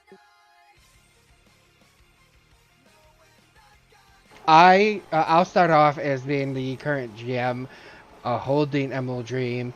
I honestly, I don't have the time to manage the other server. I don't know how any of you have the time to manage 2 servers, because I legitimately, I can't. I get super anxiety thinking about having to do the other server. I'm like, oh, I have to spend this time over here and doing that, and what am I going to do? I don't want to level up a character on ED, so it's kind of just like sitting there kicking people. So is there somebody else who would be willing to kind of take that over from you to help lessen your burden then? Somebody else here on the council? You say it like that. Makes me feel bad.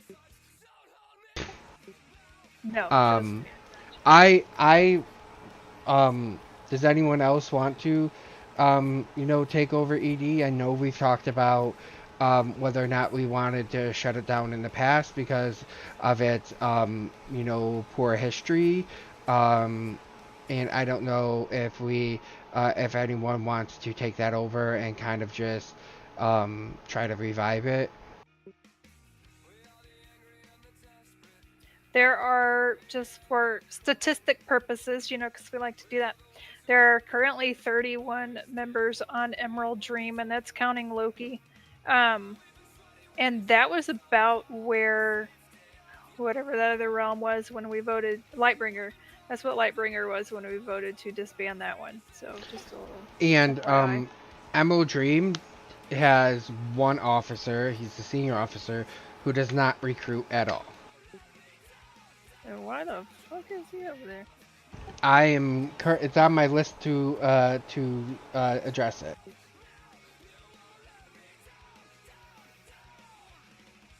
And thinking back, because you did say we brought it up before. I think we've brought it up before, and it was Panda did come to the council, asking.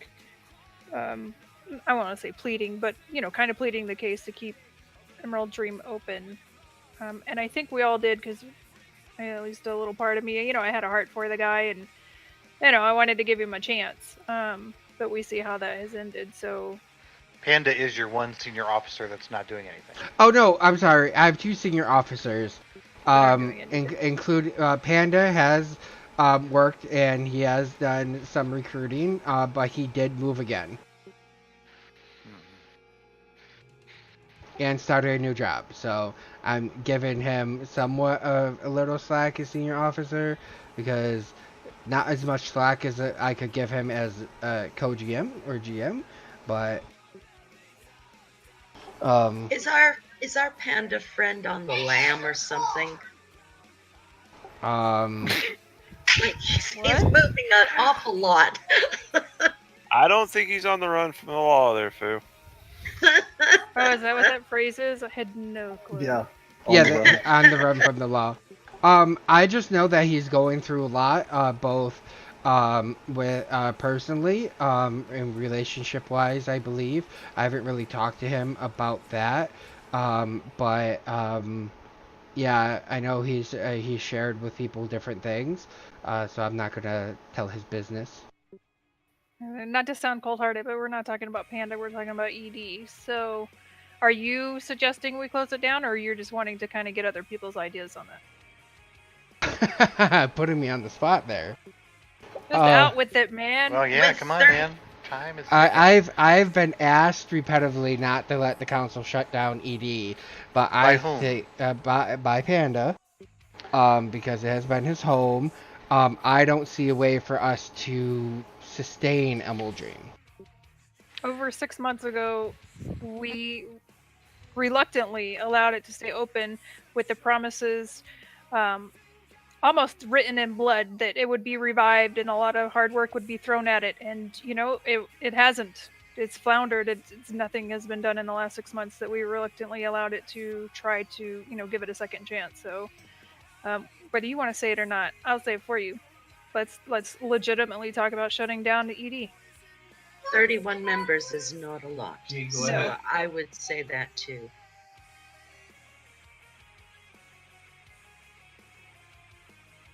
Okay. Is there any conversation wanting to be had regarding shutting down Emerald Dream?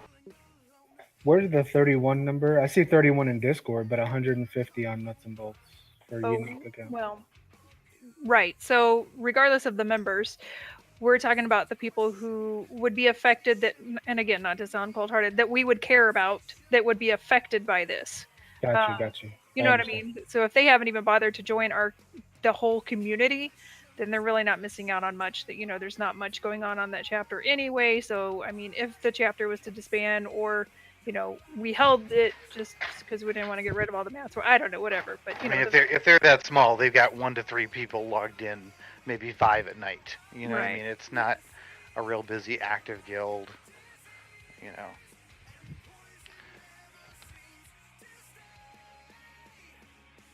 Okay, let's take a vote. Okay. Let's take a vote. Un momento.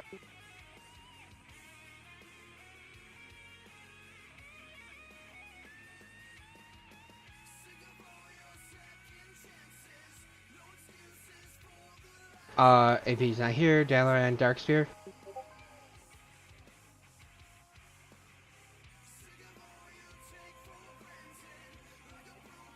Darksphere? Oh, I thought we were going Dalaran first. I will say...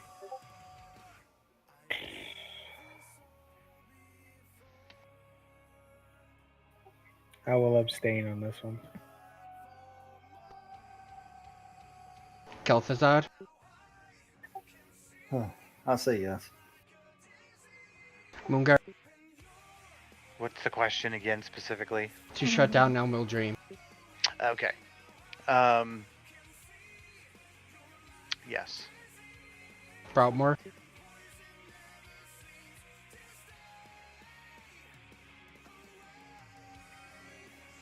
Yes.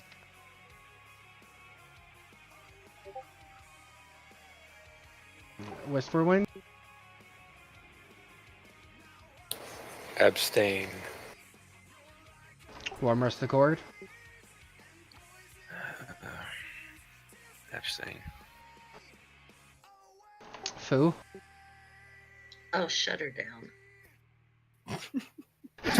Now he sounds heartless. Well, really, 31 members in Discord. I mean, we can give them a little bit of time to figure out where they're going to, or if they want to transfer to. But We're my idea is to do the same thing we did with Lightbringer, and we will put a limbo role up here in Discord in a limbo channel, and then we would give them a month or two. It would be in Message of the Day in Guild. We would give them a month or 2 months to find a home on another server with detailed information in the channel regarding the fact that they don't have to leave Emerald Dream, that they could, etc., etc. Well, let's make it official. What was the vote for shutting it down? It was 4 to close it down and 3 abstentions, so either way it passes. Alright, so now the next decision is, and I like your idea, Loki, doing similar like we did with Lightbringer. I think that set a good precedent, and it was a nice transition. And I don't think 2 months, I think 1 month till the next council meeting. Okay. Is there any objection to 1 month? Okie dokie. I will work with Shadow to get the channel and the information together, and I will put an update in Emerald Dream as soon as I can. Okay, so one of the topics that we had at the last GM meeting, and it carried over into the officer meeting, is requiring committees for officers and or the creation of more committees.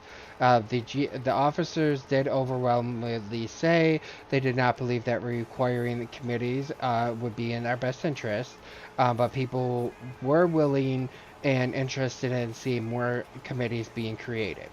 I did put the information in the agenda about the numbers, and overwhelmingly people would like to see a landing pad committee made and a recruiting committee created.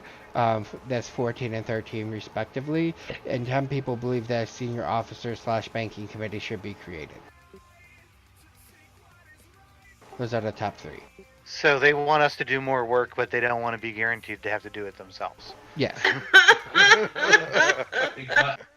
I want to see you do it. I just don't want to promise you I'm going to do it, okay?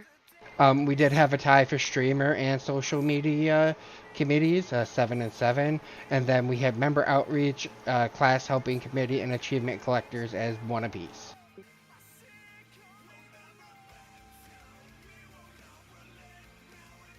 So discussion. Some of those can just be events. We don't need whole committees. But how would this work? I'm trying to just so for the ones that got the top 3, so the senior officer, then the recruiting, and the landing pad. I know I didn't go in order, just bear with me. So we'd go ahead and make them a committee room, and then the people interested in those would drop down to those rooms, and we just hope that somebody among them would step out as a leader, or that they would at least be adult enough to work together to form some kind of plan. Or who's going to check on them? Or are we? So, I mean, that's the next topic of business, which we can address first, if that probably would help, is we've been, it's been suggested to revisit whether or not a GM has to be committee lead, or if none are interested, a senior officer, otherwise the committee doesn't run. I like that. It was your idea. I know.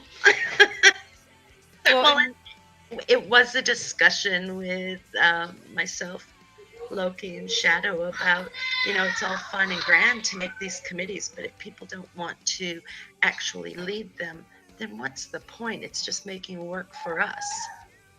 Well, I was just thinking if we had a senior officer committee, wouldn't all the senior officers be in that committee and not be available for the other committees?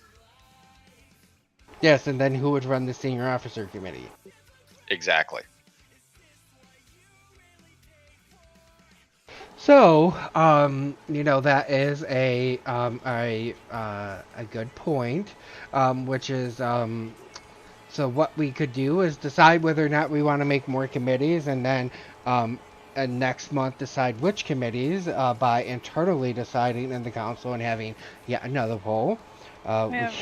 We could do that, and then decide on the committee lead part now, and then kind of like, address the committee types afterwards. I have a suggestion. Okie dokie. So, we could bring it to the officer meeting and let them know, okay, we heard you guys, these are, and give them the results of the poll. Now we want How many people voted? 24. 24, okay. Yeah, so not even half. About a third of the officers. Yeah. So for those of you who want these committees, we need y'all to get together and create some kind of plan and show us how they would work. And make it make sense. Because if the council doesn't see that it's going to make sense to have these extra committees, we're not going to. They don't want them. Why would they do that? Some of them do. That's why they. Yeah, but a very small minority of them do. And out of that small minority, how many are actually going to step up and do this? Well, that's what I'm saying. So we put the onus on them. You guys, if y'all want these committees, get together and we can make a committee. I know it sounds ridiculous, but the ones who are interested in these extra committee. Yeah, at the next officer meeting, they can break out and they can pull their super brains together if they want these extra committees, and then they bring us a plan on how it would work. And until they bring us something workable that we can all agree on, then we just kind of leave it on the back burner. And do you know what? The onus on them. What we're going to end up seeing, though, is the same officers that are most active doing the work, while the other ones sit back and go, I didn't want it anyways. Can I just add a different spin to this? The way I look at committees are the officers in groupings that do things for the guild. So we have the RBG committee or PvP committee, officers that do PvP events, and raid committee or officers that do raid events.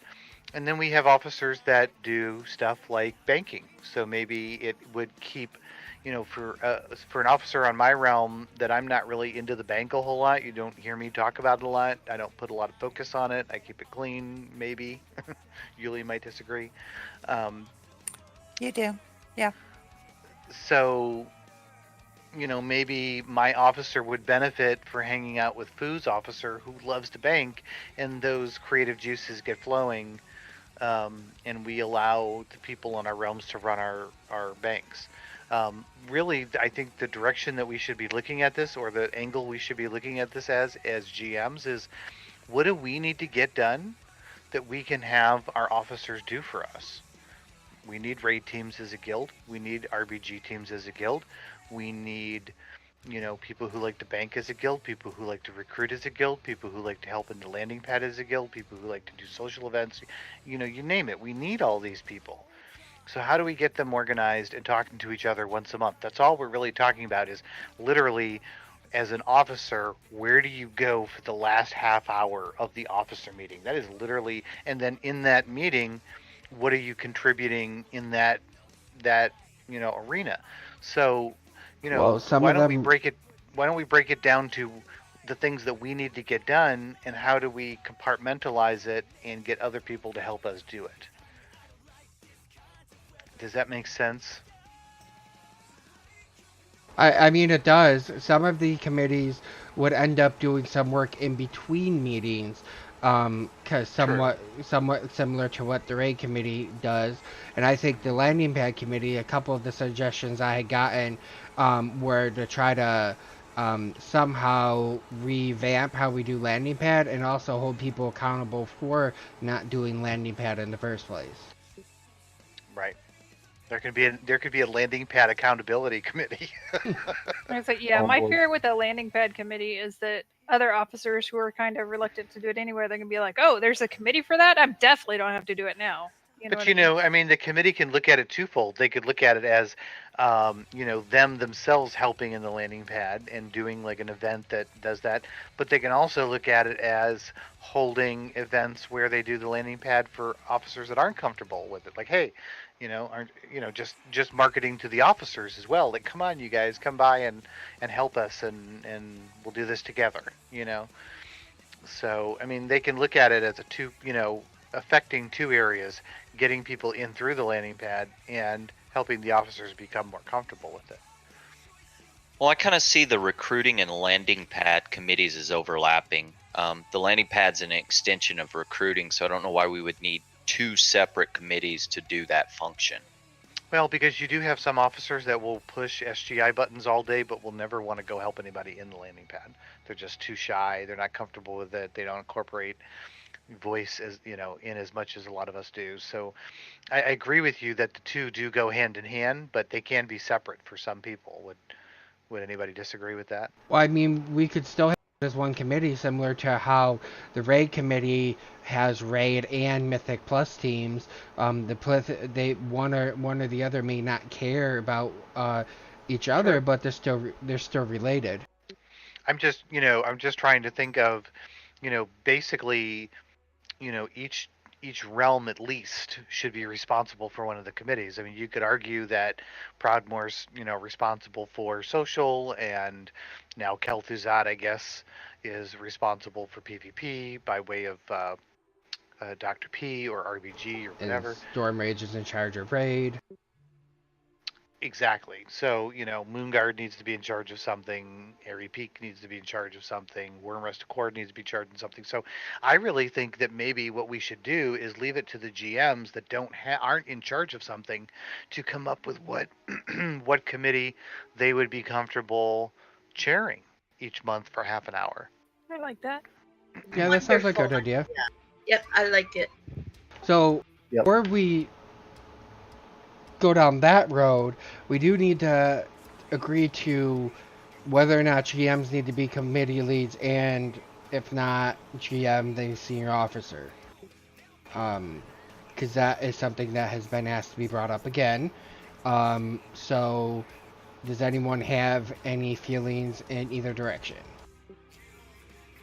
What your question was like 4 parts, and I got confused. I'm sorry. So, what we want to address is whether or not GMs need to be committee leads, with the caveat of that senior officers can run the committee if a GM is not available. Oh, like for instance, like Aries sick tonight, so if this was an officer meeting night, then whatever senior officer happened to be in his committee would run it. Is that Right. what you- oh, okay. Yeah. Yeah, so if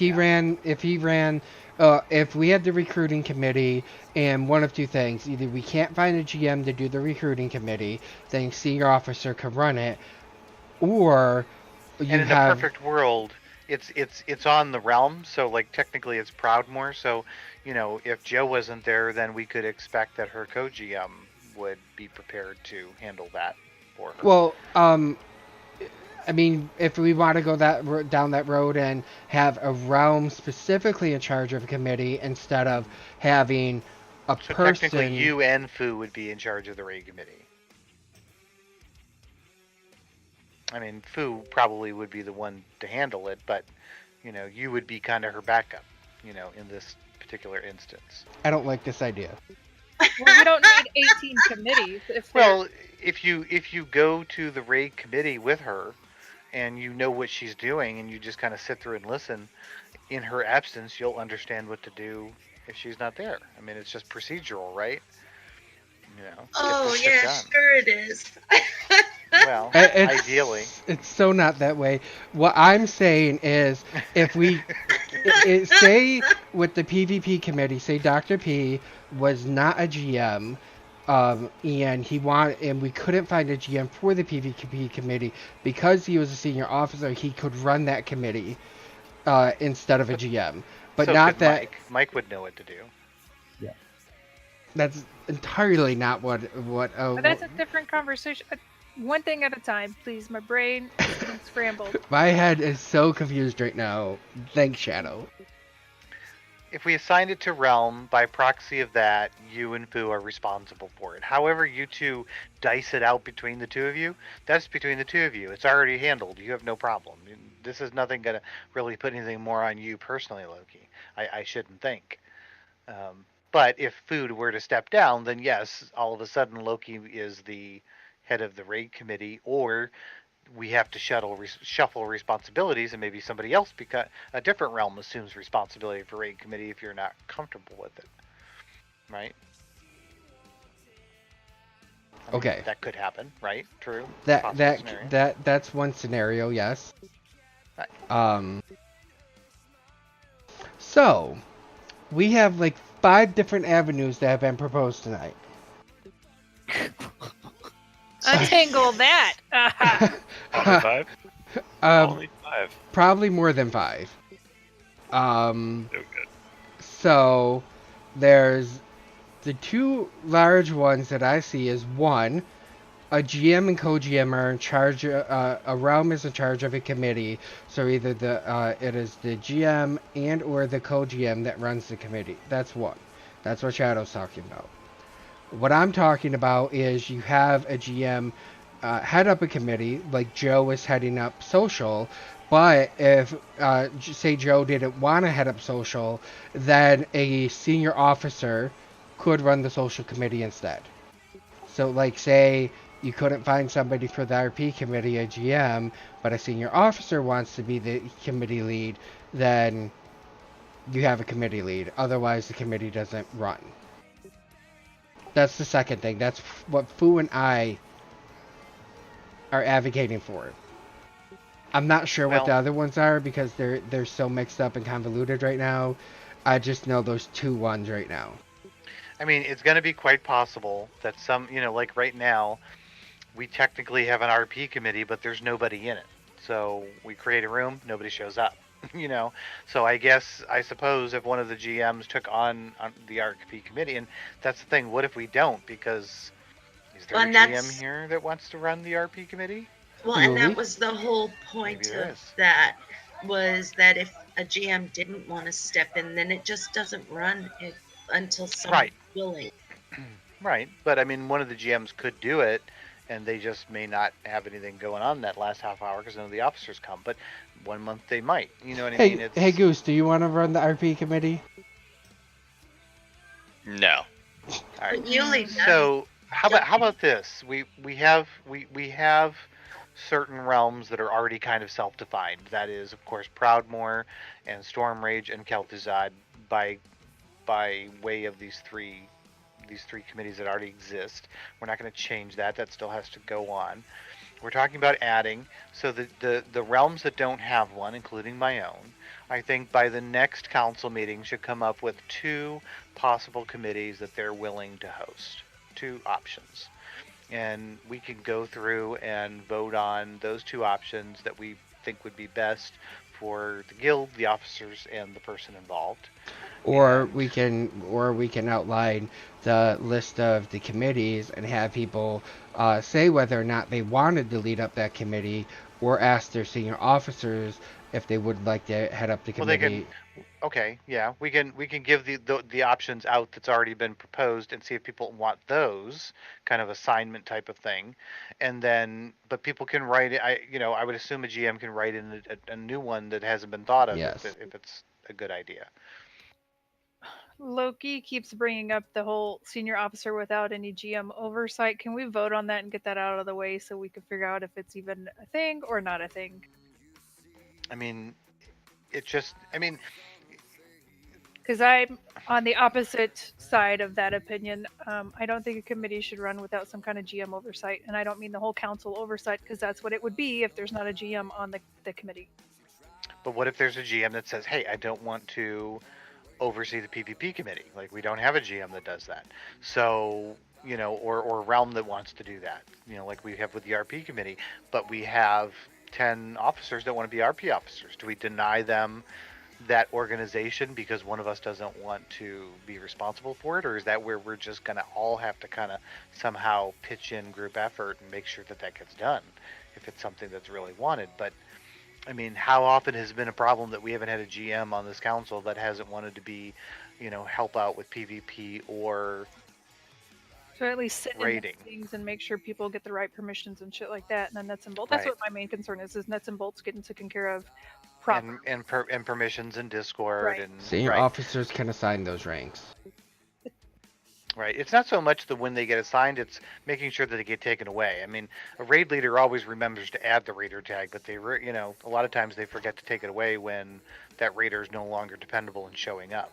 You know, so that's where raid committee really comes in handy, hopefully, because hopefully during that half-hour meeting, all those raid leaders are going through and removing people from the raider tag that shouldn't be there. You know, hopefully, just like right now, we're all making sure that we're demoting officers and people in game and in Discord and moving them down in the nuts and bolts. I mean, that's stuff that hopefully the senior ones of us kind of automatically are doing behind the scenes and know to get done without even having to think about it. Like getting our, you know, officer trainings up on the calendar and, you know, getting our shit done for the next month. So if people are coming every month to a raid committee meeting that's being run relatively the same procedurally, the absence of that person for a meeting shouldn't stop the flow of things getting done the way they should get done. We didn't mean it shouldn't run for that night. We just meant, say there's not a GM or a senior officer that wants to run the RP committee, then there's no RP committee, regardless of the fact that there's officers on there already. Oh, okay. I don't know. So what Joe is proposing, if I understand correctly, is that GMs are in charge of committees, period. Not necessarily in charge of, but there needs to be GM representative on each committee that is there. Or There needs oversight. Oversight. Thank you. Yeah, that's the word I used earlier. Some kind of oversight. So I like the social things and I like putting the shit on the calendar, but let's say Mike wanted to do that and I'm like, okay, well, I'll sit second chair, no problem. Or well, hell, like it is. Mike sits second chair, I guess you could say, not necessarily, but you know what I mean? Like, Yeah. But Mike also has Dr. P who takes care of PvP. Right. So there's always going to be some interlacing going on. That's why I say make it by realm, not by person, because that's a perfect example where one realm represents both committees in some way. You know, but you know between me and Yuli, we're going to decide. You know, we would have this conversation and decide. You know, because what I would want to chair as a committee might not be something that she'd want to chair as a committee, or vice versa. So we're going to have to sit down and have that conversation. That's why I said, you know, maybe each GM can come up with a couple. We've talked about this a lot over the last couple months. Hopefully, we've all been looking at some of this data that Loki's been getting for us as far as the feedback and everything. So we kind of know the directions we're all kind of moving. Give us a couple. I mean, there's not that many left. There's only, I mean, with the fact, you know, well, we don't have a GM for Dalaran. Well, so, and the thing is even if we have, like, for example, you have KT doing technically 2, Broadmoor doing 1, and then you have Stormage doing 1. But I'm on the PvP and your committee. Emerald Dream is gone, so there's 9, and there's 1 that still doesn't have, so that's 8. So really, we're talking about half the GMs, or half the realms. You know, I don't know, Amthea and Serena Song, if you could host any committee meeting for that last half hour of the officer meeting, what would be your dream committee to host? And I can't say pole dancing. No. Damn. Alright, I'll serious this though.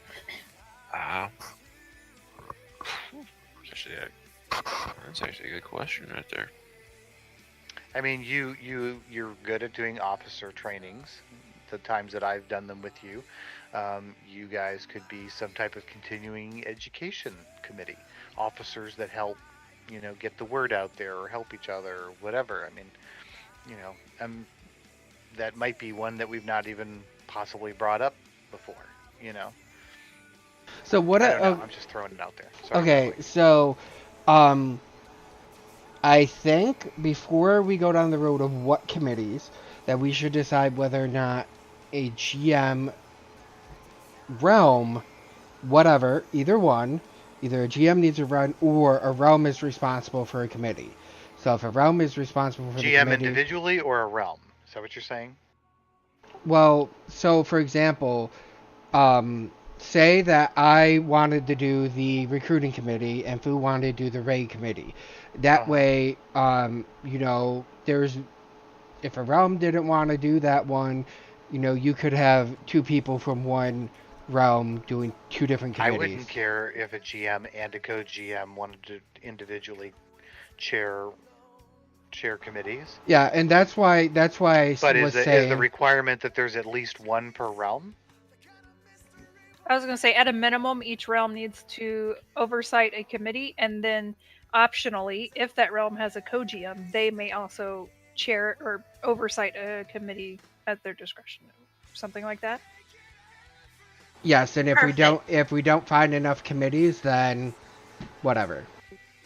Right. So I mean, that has the potential of literally 20 committees. I mean, not to say that would happen, but it could. Well, let's just say one realm, and then if the co-GM or the GM, for example, I would still want to go to the PvP committee even if I'm not responsible for it. If I needed to lead another committee, then I would. But I think that out of we have 8 realms now. Out of the 8 realms, and if we had 16 16 GMs, I don't think we're going to have 16 committees. No, there's just a limit to the number. You'd have to start like It would be subdividing asinine at shit. that point, Yeah, I mean, the only time you might start spreading things out is like if your raid committee went nuts and you had like 8, Mythic Plus teams running every week and 10 raid teams. Then Fu might might come back and say, can you split these people up? There's too many people. Yeah. I can't do all of this in 30 minutes. You know what I mean? So, what I would like to put up to summarize all of this is that committees need to be led by GMs, and realms are responsible for the realm is responsible for leading one committee, if possible. Not leading, giving oversight. I have no issues with an officer or senior officer leading that committee breakout, as long as there is oversight from a GM or co. That's a good point. I mean, you don't necessarily have to be the biggest voice in the room. You could allow themselves. You could allow somebody else to do that kind of stuff too. Good point, and I agree. But we have to figure out so we got to give our GMs like myself that don't have a designation. I still like the idea of giving us till the next council meeting to come up with two committees we're willing to. I already am going to put a form out there or whatever, or a spreadsheet for people to fill in. Already got that taken care of. Okay. So Zone it, doggy. I have it in my notes to do. So basically, GM oversight of a committee, realm should provide oversight over one committee if possible.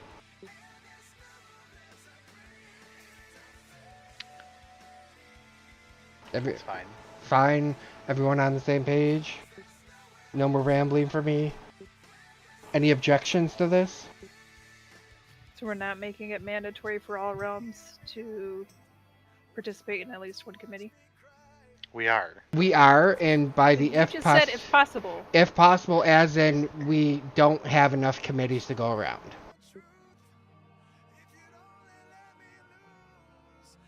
Well, let's see what the results are in another month and see what people come up with. I mean, that gives people plenty of time to talk about it and machinate and all that good stuff. Okay, well, I guess we can table this until then.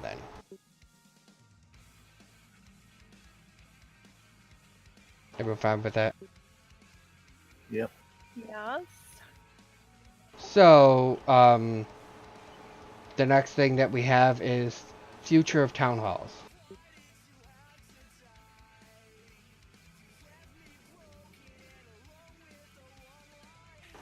Discuss. Well, I think somebody had brought up the idea before of each putting us on a rotating schedule of each realm hosting, the town hall for the month.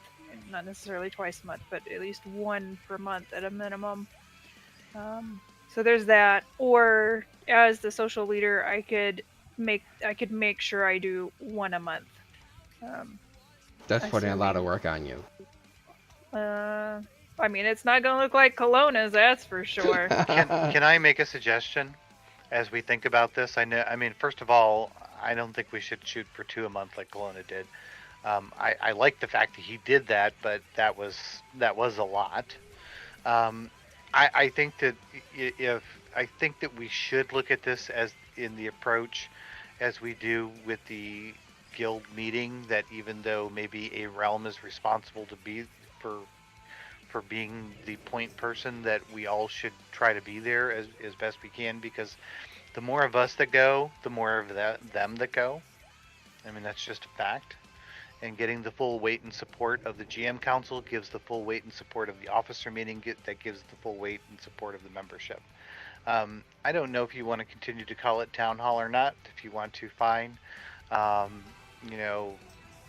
Guild meeting, maybe we need to rebrand it.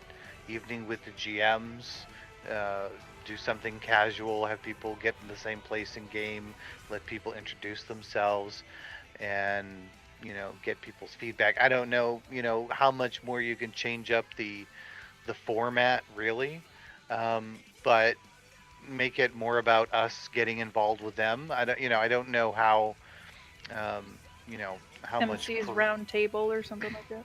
Yeah, I don't know, like how much we really kind of choreograph it. I don't know if somebody wants to just, like I said, each month, put together maybe a simple outline, maybe not something like the officer training, but like a simple outline that we go by, that we all agree to, and then we can just kind of add our own individual, find a place in game, find some time for everybody to introduce themselves, discuss these, main topics. I don't know.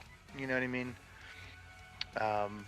Or we just continue with what Kelowna did, and the ones of us that have done it a million times, just kind of do it that way, and no standardization.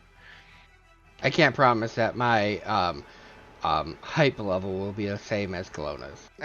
Oh, definitely Hi. not. You could always tell when he was starting to like get bored with somebody, because he's like, okay, well, thanks for coming. Okay, next. So, I mean, I like a couple of the different things that y'all have said. I think it may be a good idea to maybe change the format a little to shape how the council is now. I don't know if we want to exactly try to replicate the same model as what Kelowna did, because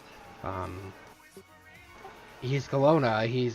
There's no way that we can really like try to replicate what he did, because I'm just thinking like, oh, he did the logic puzzles. Fuck if I know how what I would do for logic puzzles to get people involved beforehand and get people into it. So I don't know if we just want to do like a guild meeting type of thing like Shadow was talking about, or just opt. Can I throw out an idea really quick? Yeah, sure. We were just talking about how there's nothing going on Monday nights. How about on a Monday night when there's obviously no officer training and no officer meeting and no council meeting, one of those 2 or 3 Monday nights that are in there, once a month, we just have GM social night, and members come and join us, and we make it about the members, talk to them as they come in, let them introduce themselves, kind of more, rather than just going down the list, like actually, somebody takes notice, as maybe somebody's in charge of taking notice as to who comes in what order, and has them introduce themselves as they come in, and then just kind of, ask people like, hey, how are you guys doing? Are you people, who's here as a member of a raid team, or just kind of make it more of like a conversation, than kind of, While for slipping in little, did you know? The GM coffee hour. Yeah, or a couple hours. I mean, Oh, I yeah. don't want to go for 4 hours, but maybe 2 at the most, like 8 to 10, 9 to 11, maybe if you really wanted to go late. But Like I was thinking something similar, but we could tack it on to the monthly guild event. So, come to the guild event, then stick around for the social time. Meet your GMs, hang out, talk, ask questions. Or we Or could have do it like, replace the guild event. yeah, I was gonna think, instead of I doing think that, that's a good idea. and just have it, we could have it around the same time that Dark Moon Fair is. Or that's when the officer meeting is. Never mind. I say we pick a standardized day and time that it happens every month, so we all know. It's kind of just like going to officer meetings and council meetings. This is kind of something that we all need to show up for, unless we have a good reason why we can't. And just have it something where, I mean, if it is just so happens to be Dark Moon Fair, that's great. That's fine. But if we're doing it like the second to last Monday of the month, it's just going to be when it is.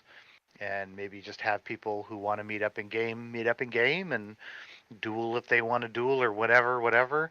And the people who want to just sit and chat can do that as well. And we make it about them and talk to each person, and find out if their needs are being met, if they have any.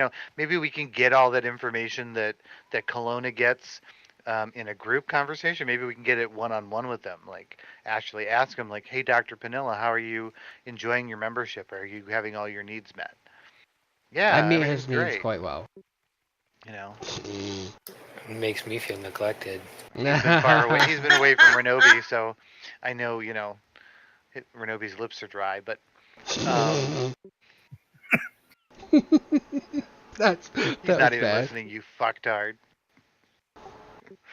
All right. Anyway, I think that that's a really good idea. I think once a month, kind of standardized, and just hang out with your guildies. And So am I getting this straight that it would be replacing the monthly guild event? That's and the town idea. hall. And the town hall. Got it. Yep. So instead of 2 things, guys, we got it down to 1. So to Yay. summarize, what I understand is that we want to do like a monthly coffee whatever, or round table. GM social. A GM social coffee hour, whatever. Leadership social. Let's say leadership social, or member social. Let's just say member social that's on the leadership to do, because we can put this on our officers too. Like, we need you guys to show up too. Yeah, I'd say member social, because if we say leadership, it sounds like only the leadership's invited. Yeah. So I'd say member social hosted by your GMs. Okay, that sounds good. And so I guess at this or hosted point, by your guild leadership. So what okay. Trying to get my thought together. So a GM social, no, a member social once a month, hosted by the leadership of the guild, and we're all would like to make sure that everyone can be there if they can, and go from there. Summarize it. I'm looking at the calendar. What is this, September? Let me go to October real quick. And this is still going to go by realm, right? Each realm will host it. So yeah, what I'm seeing is we do have on the 22nd, which is the second to last Monday of the month, the Azeroth Got Talent. But we don't have anything on the 15th. The 15th, but let me look at November. Again on the 19th. So that is basically, well, that one's a different one. So he doesn't have like a flow to this. Is he not running every Monday night? It's just kind of when he wants to. Do we know who this is and what's going on with this? No, it looks Nick Speaker. No, because if you look, that one's the finals, and the other one was. I don't think Okay. this is something that's going to be consistent. So I think we can do the 15th in one month, the 19th in the other. It's There we go. It's within 5 days, 3 or 4 days of each other. And then click over to December. I'm looking at your stream. Yeah, it's not there at all. So I think the So third we or can fourth get week. into a regular routine once that's done. Yeah, the third week of the month. I think it would be good. Third Monday. Or you mean the second to last Monday, the Monday before the GM council meeting? Yeah, we can do three things in a row and have 2 Mondays off, or 1 Monday off. 1 to 2 Mondays, depending on the month. Yes. So, We can do the officer trainings on the other Mondays. Oh my god. basically our Mondays are Mondays shot. guild meeting nights. Yeah, that's what I say. Mondays night's the best night for me, and it's the night where like no everybody's already got all their shit done for the week. You know, you try to do it on Tuesday night, everybody's like, I got shit to do. Monday night, they're bored. Oh, you're talking about gameplay stuff. So, Yes. Mhm. Guild Social once a month on the second to last Monday. Guild Social second to last. Unless it interferes with the. Yes. Yeah. Unless it interferes with something like holiday intervals or whatever, and and we alternate realms hosting it. Yeah, it's just another thing we're gonna have to make sure it gets done. So I mean, we can do that, like you said, we can do the 15th next month, October. Is that what we said? September, October. Yeah. And then the 19th the month after that. And then I think it's the week before Christmas, right after that. So we don't have to assign it to a realm. We just all know we need to be there, and we'll just put it as one of those reoccurring things, like the GM council meeting type of thing. Well, we would just have a realm make sure they facilitate it. Okay. Kind of like Fine. prod in certain directions. Set up The a one that's room, responsible for advertise. ultimately Yeah. being there. Yeah. Yeah. But we're all responsible for it, and yeah. Okay. And in December, I think we would do it on the 17th because the 24th is Christmas Eve, which would normally be. But our GM council meeting would I guess, be canceled Right. for December because we can't. Eh? We'll figure that out because the day that we would normally hold our GM council meeting is New Year's Eve. Right. So it's going to be moved up to the 24th, which is nope. So it's going to be moved up to the 17th. Yes. Yeah. And so the 10th, you could do that guild party thing. Yes. We can figure out the dates. I need to change it. Yes, Guild Social once a month, led by alternating realms, and the dates will be determined. It'll be either the second or third week, the second to last, unless who would leave that message. I'm typing something out for Emerald Dream, please. When is Thanksgiving? What day is that? Anybody know? I believe it's the 23rd or the 22nd. It's a Thursday. Third Thursday of the month, right? Or fourth? Fourth Thursday of the month. It's the 22nd. Thursday before the 26th. Okay, so the 22nd. Yep. So that's not going to interfere with our officer council meeting. So any objections to that? My rambling there. What's the question again? Well, before we started going back on dates was GM Social once a month, led by alternating realms, and it will either be the second to last Monday of the month, unless it needs to be moved because of a holiday. I second that, but I also vote that when we're going through and reassigning responsibilities and adding this in and taking out the other two, that we limit to maximum 2 new officer trainings a month, even for the months that have 3. Please. Does anybody object to not doing 3 anymore? No. No. Just fine with that. All right. And we can always do another one if needed. Yeah, I mean, if somebody wants to do like the one I did the other day, 'cause for people who couldn't do the ones that were coming up, anytime, any place, do it.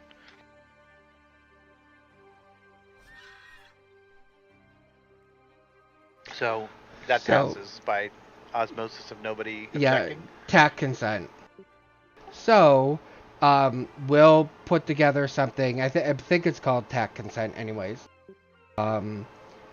And I guess, that's it for that. And we'll put some information together for the GM chat, and put the dates together. And then we can go through and between now and the next meeting, kind of reshuffle the GM schedule and re-alternate that. Was there going to be something that brought up about all the raid teams having their own chats? I don't know where that went. No, that was removed because the committee went through it and they all understand how they are, all running on the same guild. And it was just a matter of we're here to help each other out, not compete with one another. So there's nothing wrong with a little healthy competition, but I mean, there's nothing that they're doing. I mean, if they're using raid chat to remind people essentially to get to raid, I mean, that and strats, and I mean, it's always good to share that because one team might do it one way and another team do it another. So it's like, okay, what's really working best? So they're willing to share it now. It's no problem. So what's going to stop them if they disagree from going and making their own server that has their own text channel if we don't provide this to them? Oh no, they said that they didn't need it, and it was just one person who was really insisting on it, and he's no longer with the guild. Okay. So it's settled, it's done. Okay. We have 5 minutes left of the official meeting. We can quickly go through and see if any GMs need to add anything else. I do have a quick question. Okay, leave. Is there a specific night within the next 4 nights that our 3 new GM and co-GMs would be available for a couple of hours to go through the permissions into all the good stuff, and then the other GMs are welcome to sit in on that. I know Manhattan's tomorrow night, so I know that's not going to work for Dr. P, and that's not going to work for Wednesday night. Tomorrow I have mine. Thursday. I'm looking over the calendar, and like every single night there's something. There's either new officer training or one of your RBGs. Saturday? I was gonna say, yeah. We do the fall a week from today. Officer meeting. Oh yeah. Yeah. 2 weeks is fishing. Well, yeah, probably like a Saturday or a Sunday at some point during the day. Oh, there's a 9 a.m. test on Sunday. That's interesting. Let me put a test in here and didn't delete it. Advanced officer training. How long do you need us for? Well, I've done. You're going to unfortunately have to listen to some of what you and I've done a lot of what I need to go through, basically with Dr. P and Yuli about just access and how to use that document. And I've given you view only, and this you'll be getting full editable access to that document.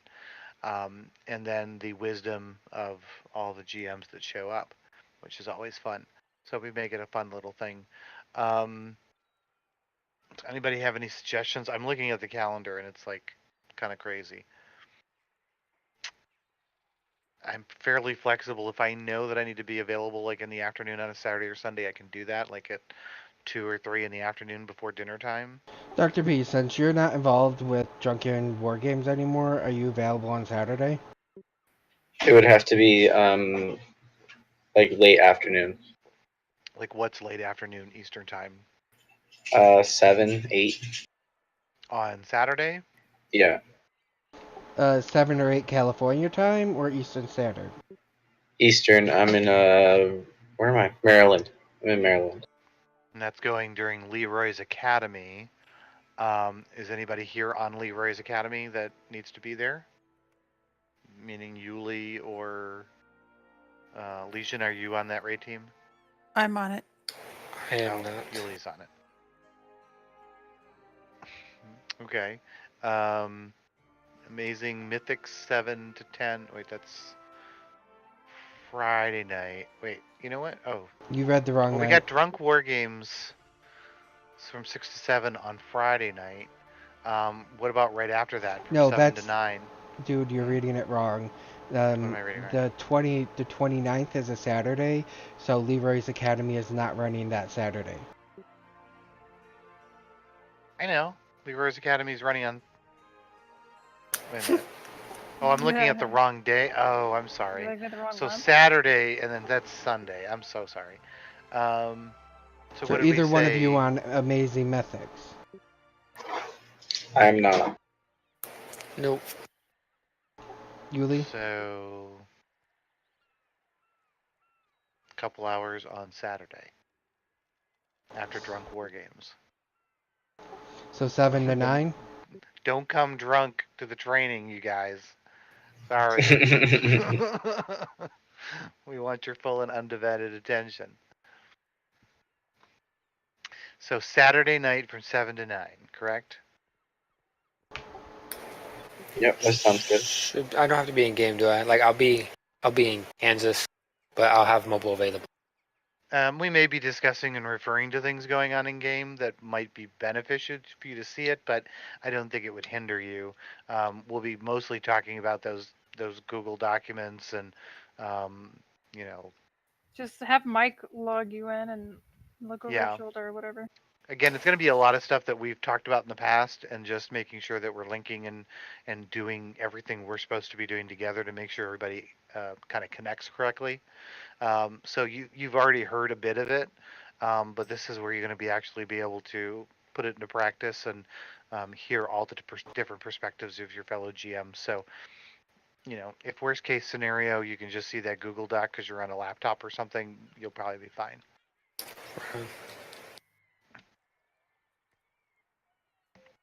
All right.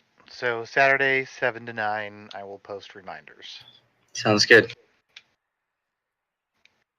Does anyone have anything else they would like to add for tonight?